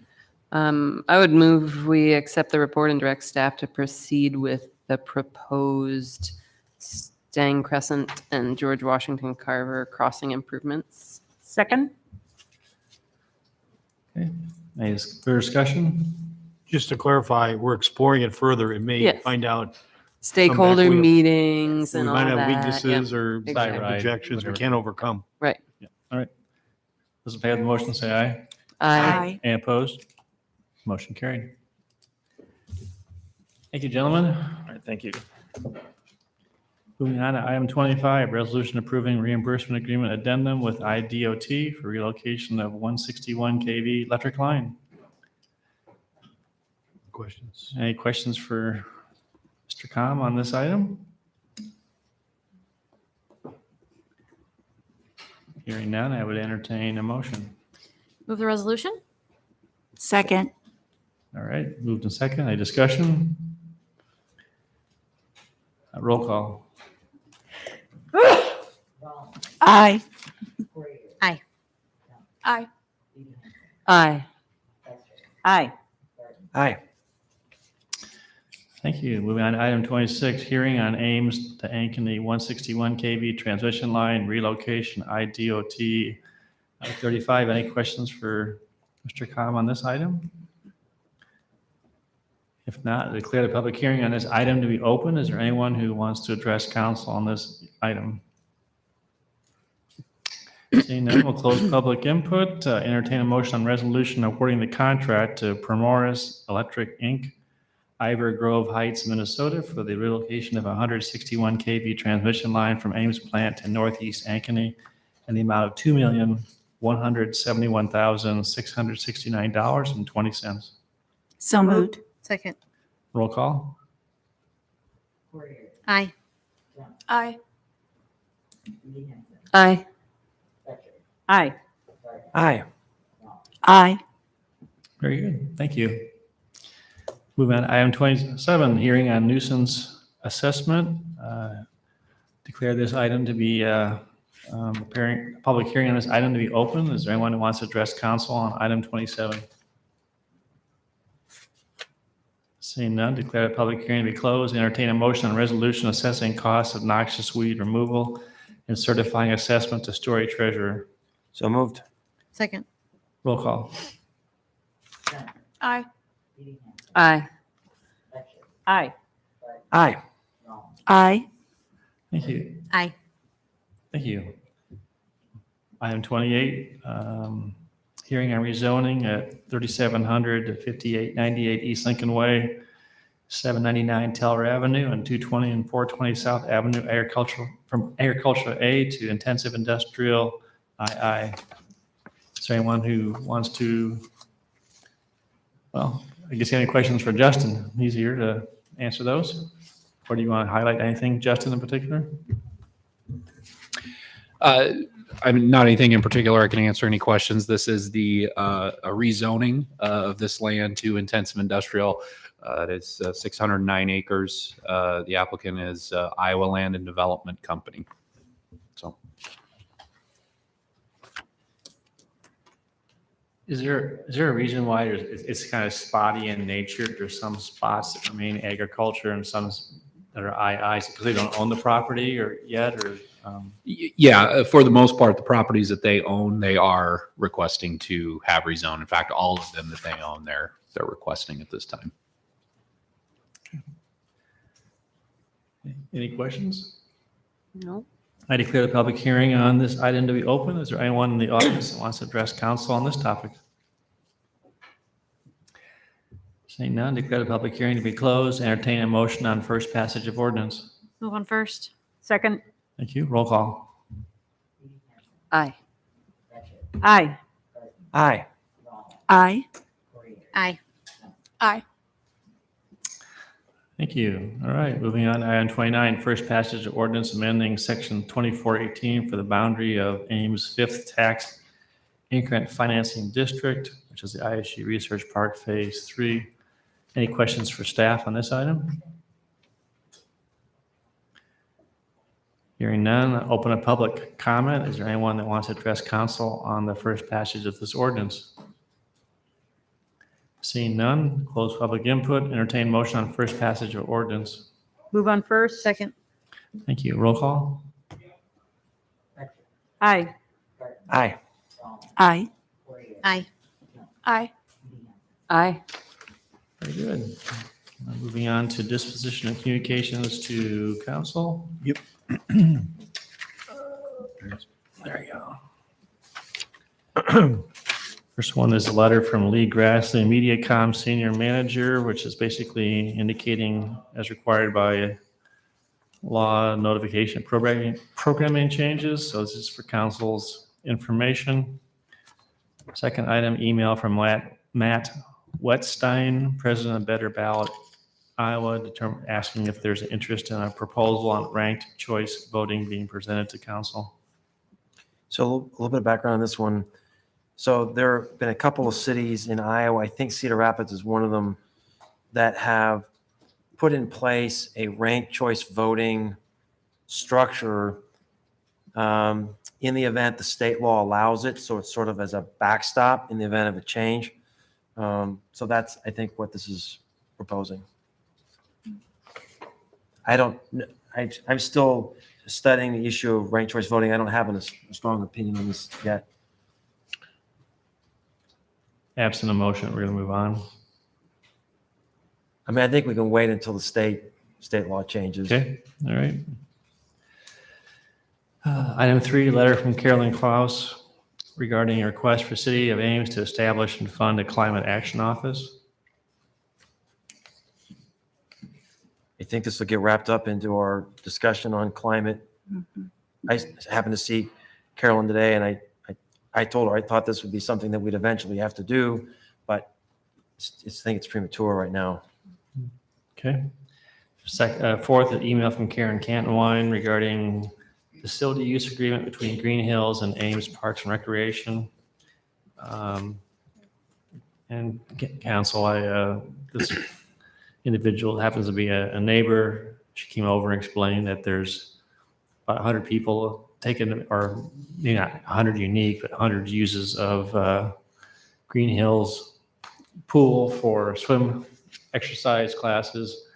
Something happened, the state came in and said that they can't use it anymore for exercise. It's deemed a therapy pool, apparently. So I said I had no idea if Parks and Rec would be interacting with the state at all, but one option is just refer it to Keith and see if there's anything they can do to help, keep that. This is a well-used and very important exercise component, and she said that it's pretty hard to get over there at 7 o'clock in the morning to Forker and do exercises. And the class sizes are limited to 10 people at a time. So if there's interest to get, memo from staff or just ask Keith to follow up on it, that's Move that fine. we ask Keith to look into this further. Second. Okay. Those No, in favor? Go ahead. what does that mean? Look into this further. We'll have to explain why they were our programs. I'm not sure we can change the state edict. Yeah. Maybe explain to her. That's what I was wondering. Is More it of an just explanation if we can't change. Responding to her. Okay. Or he can even contact he's already talking to the state on Right. pool related stuff anyway. So I mean, might as well just add it to the list of things to talk to them and say, hey, there's something they can do to help to try and facilitate. Isn't exercise a form of therapy? I know, right? No, and I thought they'd already No, it done is. this. I don't want to speak for the state, but they said no. Okay. Yeah, I I'm thought. sure Keith has pursued it, but we'll get you a letter. You'll be copied on the response. We'll just have Keith check into it, talk to him.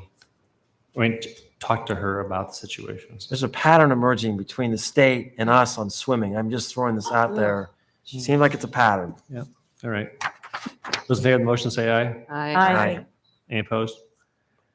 And the last item is memo from Mark. I think, Mark, do you want to augment that at all with regarding the request from Mary Greeley?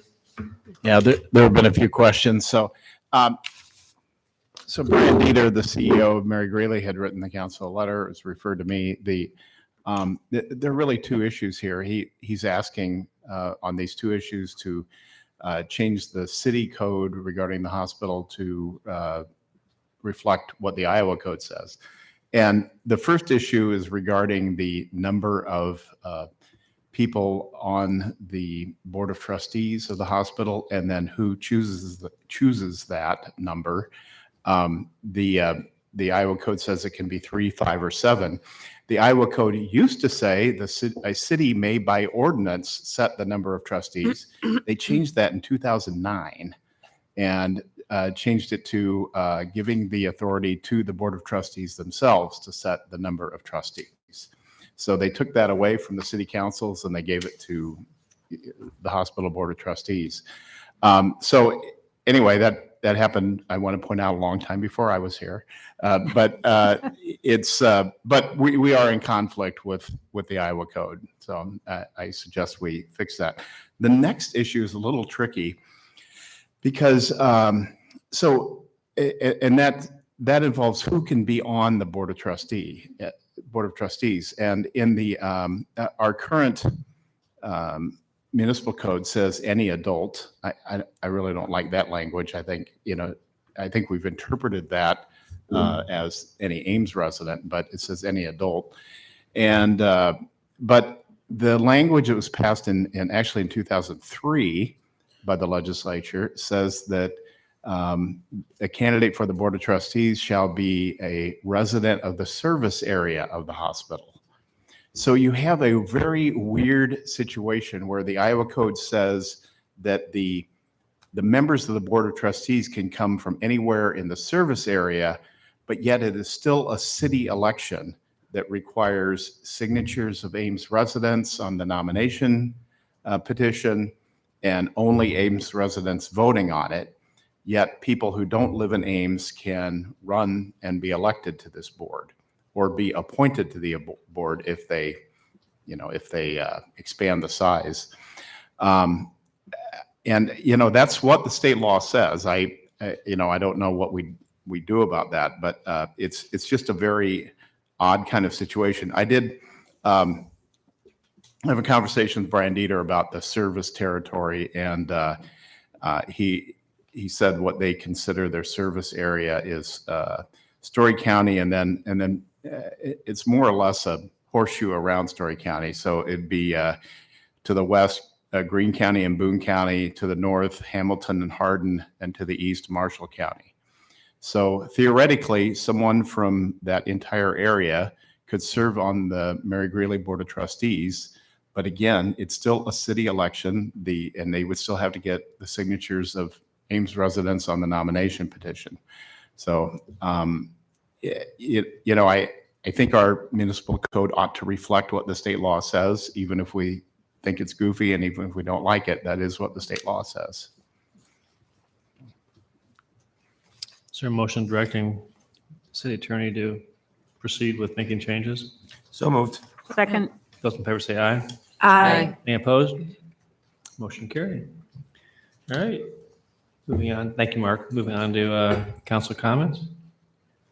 Bryce, go ahead. I'm pretty excited for tomorrow for our joint meeting. I just wanted to just put in a little warning. This is a more quieter group than we've had in the past, but I've been meeting with senators and talking about the topics, and the senators that serve on the local affairs committee will hopefully be driving and encouraging conversation amongst the others. But yeah, I think it'll be a nice time. We won't be rushed. We have a little longer time. It's 2 hours. Not saying we have to use up the whole 2 hours, but in years past, it feels rushed. So hopefully we don't have that this time. Very good. And it's in the sunroom, right? Yeah, correct. Yep, at 5. Nothing for me, thanks. Nothing tonight.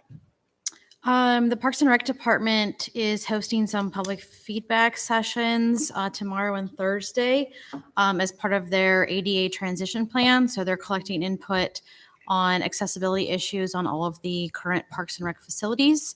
There are 2 events tomorrow at the library, one at 2 and one at 6, and one on Thursday morning at 10 a.m.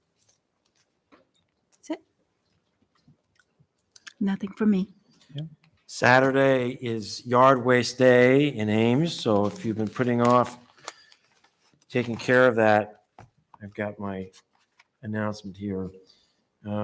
Saturday, October 29th, Green RU 400 Field Drive from 8 to 4 p.m. So if you have any more questions, Susan, where can they find that? On the city website? City website. There you go. So on November 4th, the university is kicking off the Jack Trice Centennial with a dedication of the new Jack Trice statue that's going to be down at the stadium, and with a proclamation from the mayor of the renaming of Jack Trice Way through the Hilton and Jack Trice Stadium corridor. And that's at 4 p.m. for the public and the Albaugh Plaza area and at the stadium. Thank you. Number of events coming up. One next Sunday is a Chinese cultural event. Deb, do you have any more information on that than beyond what we got invited to or not that you can talk about or not? Starts at 2 o'clock. It's going to be at the Ames Public Library. And I just think it's exciting to see just, a nice variety of different cultural events that are going on. So can you maybe just share just a little bit about what you know about that? Yep. So it'll be 2 p.m. to 4 p.m. at the Ames Public Library in the auditorium. There'll be food, music, some games. So it's free and open to the public and for people of all ages. I believe they've had it for several years and have always partnered with the library. And the council is welcome to attend and help come and make some remarks and be a part of the festivities that day.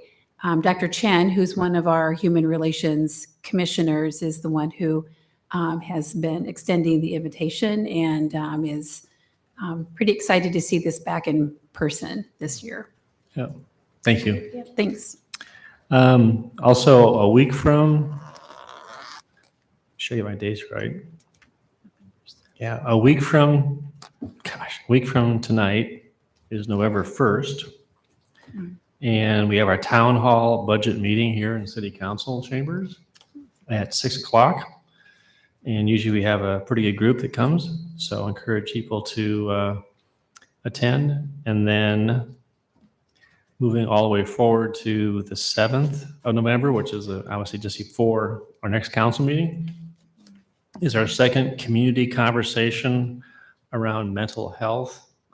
And it's on education and resources, and it will be at the water plant. So we're trying to get the word out to people. There's a social media post going to be going out. We got some posters are going to be put downtown. I know it's not the most convenient location, but that's what got publicized early on, and we're just going to keep it that way so there's not confusion and have people go in different directions. So, and I'm really excited to report that we have a partnership with Ames School District, had a phenomenal meeting with the superintendent, one of the associate principals, and Chief Huff, Julie, getting tired. Julie, what did you say? Chief of- Sexton? Julie, thank you. Julie Saxon and the school district is doing a lot of really amazing, some very, very proactive things regarding mental health. And they're going to be the first on the program to share what's going on in the school system. And we have other great speakers too. And that starts at 6:30, goes 6:30 to 8:30. So with that, we need the proverbial or the question of the day. Mr. Lambert, do we have justification to go into closed session this evening? Yes, you do, Mr. Mayor. It's Iowa Code Section 20.17, subsection 3, allows the council to go into closed session to discuss collective bargaining strategy. All right, entertain a motion to go into closed session. So moved. Second. All right, roll call, please. Aye. Aye. Aye. Aye. Aye. Aye. Thank you.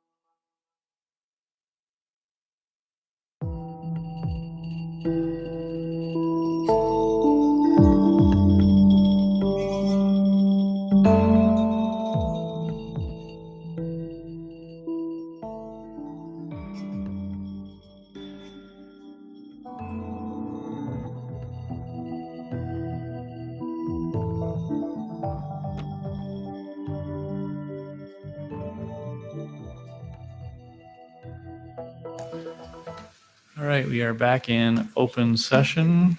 Got the big study, fare free. I would entertain a motion to adjourn. Move to adjourn. Second. Those in favor say aye. Aye. We are adjourned.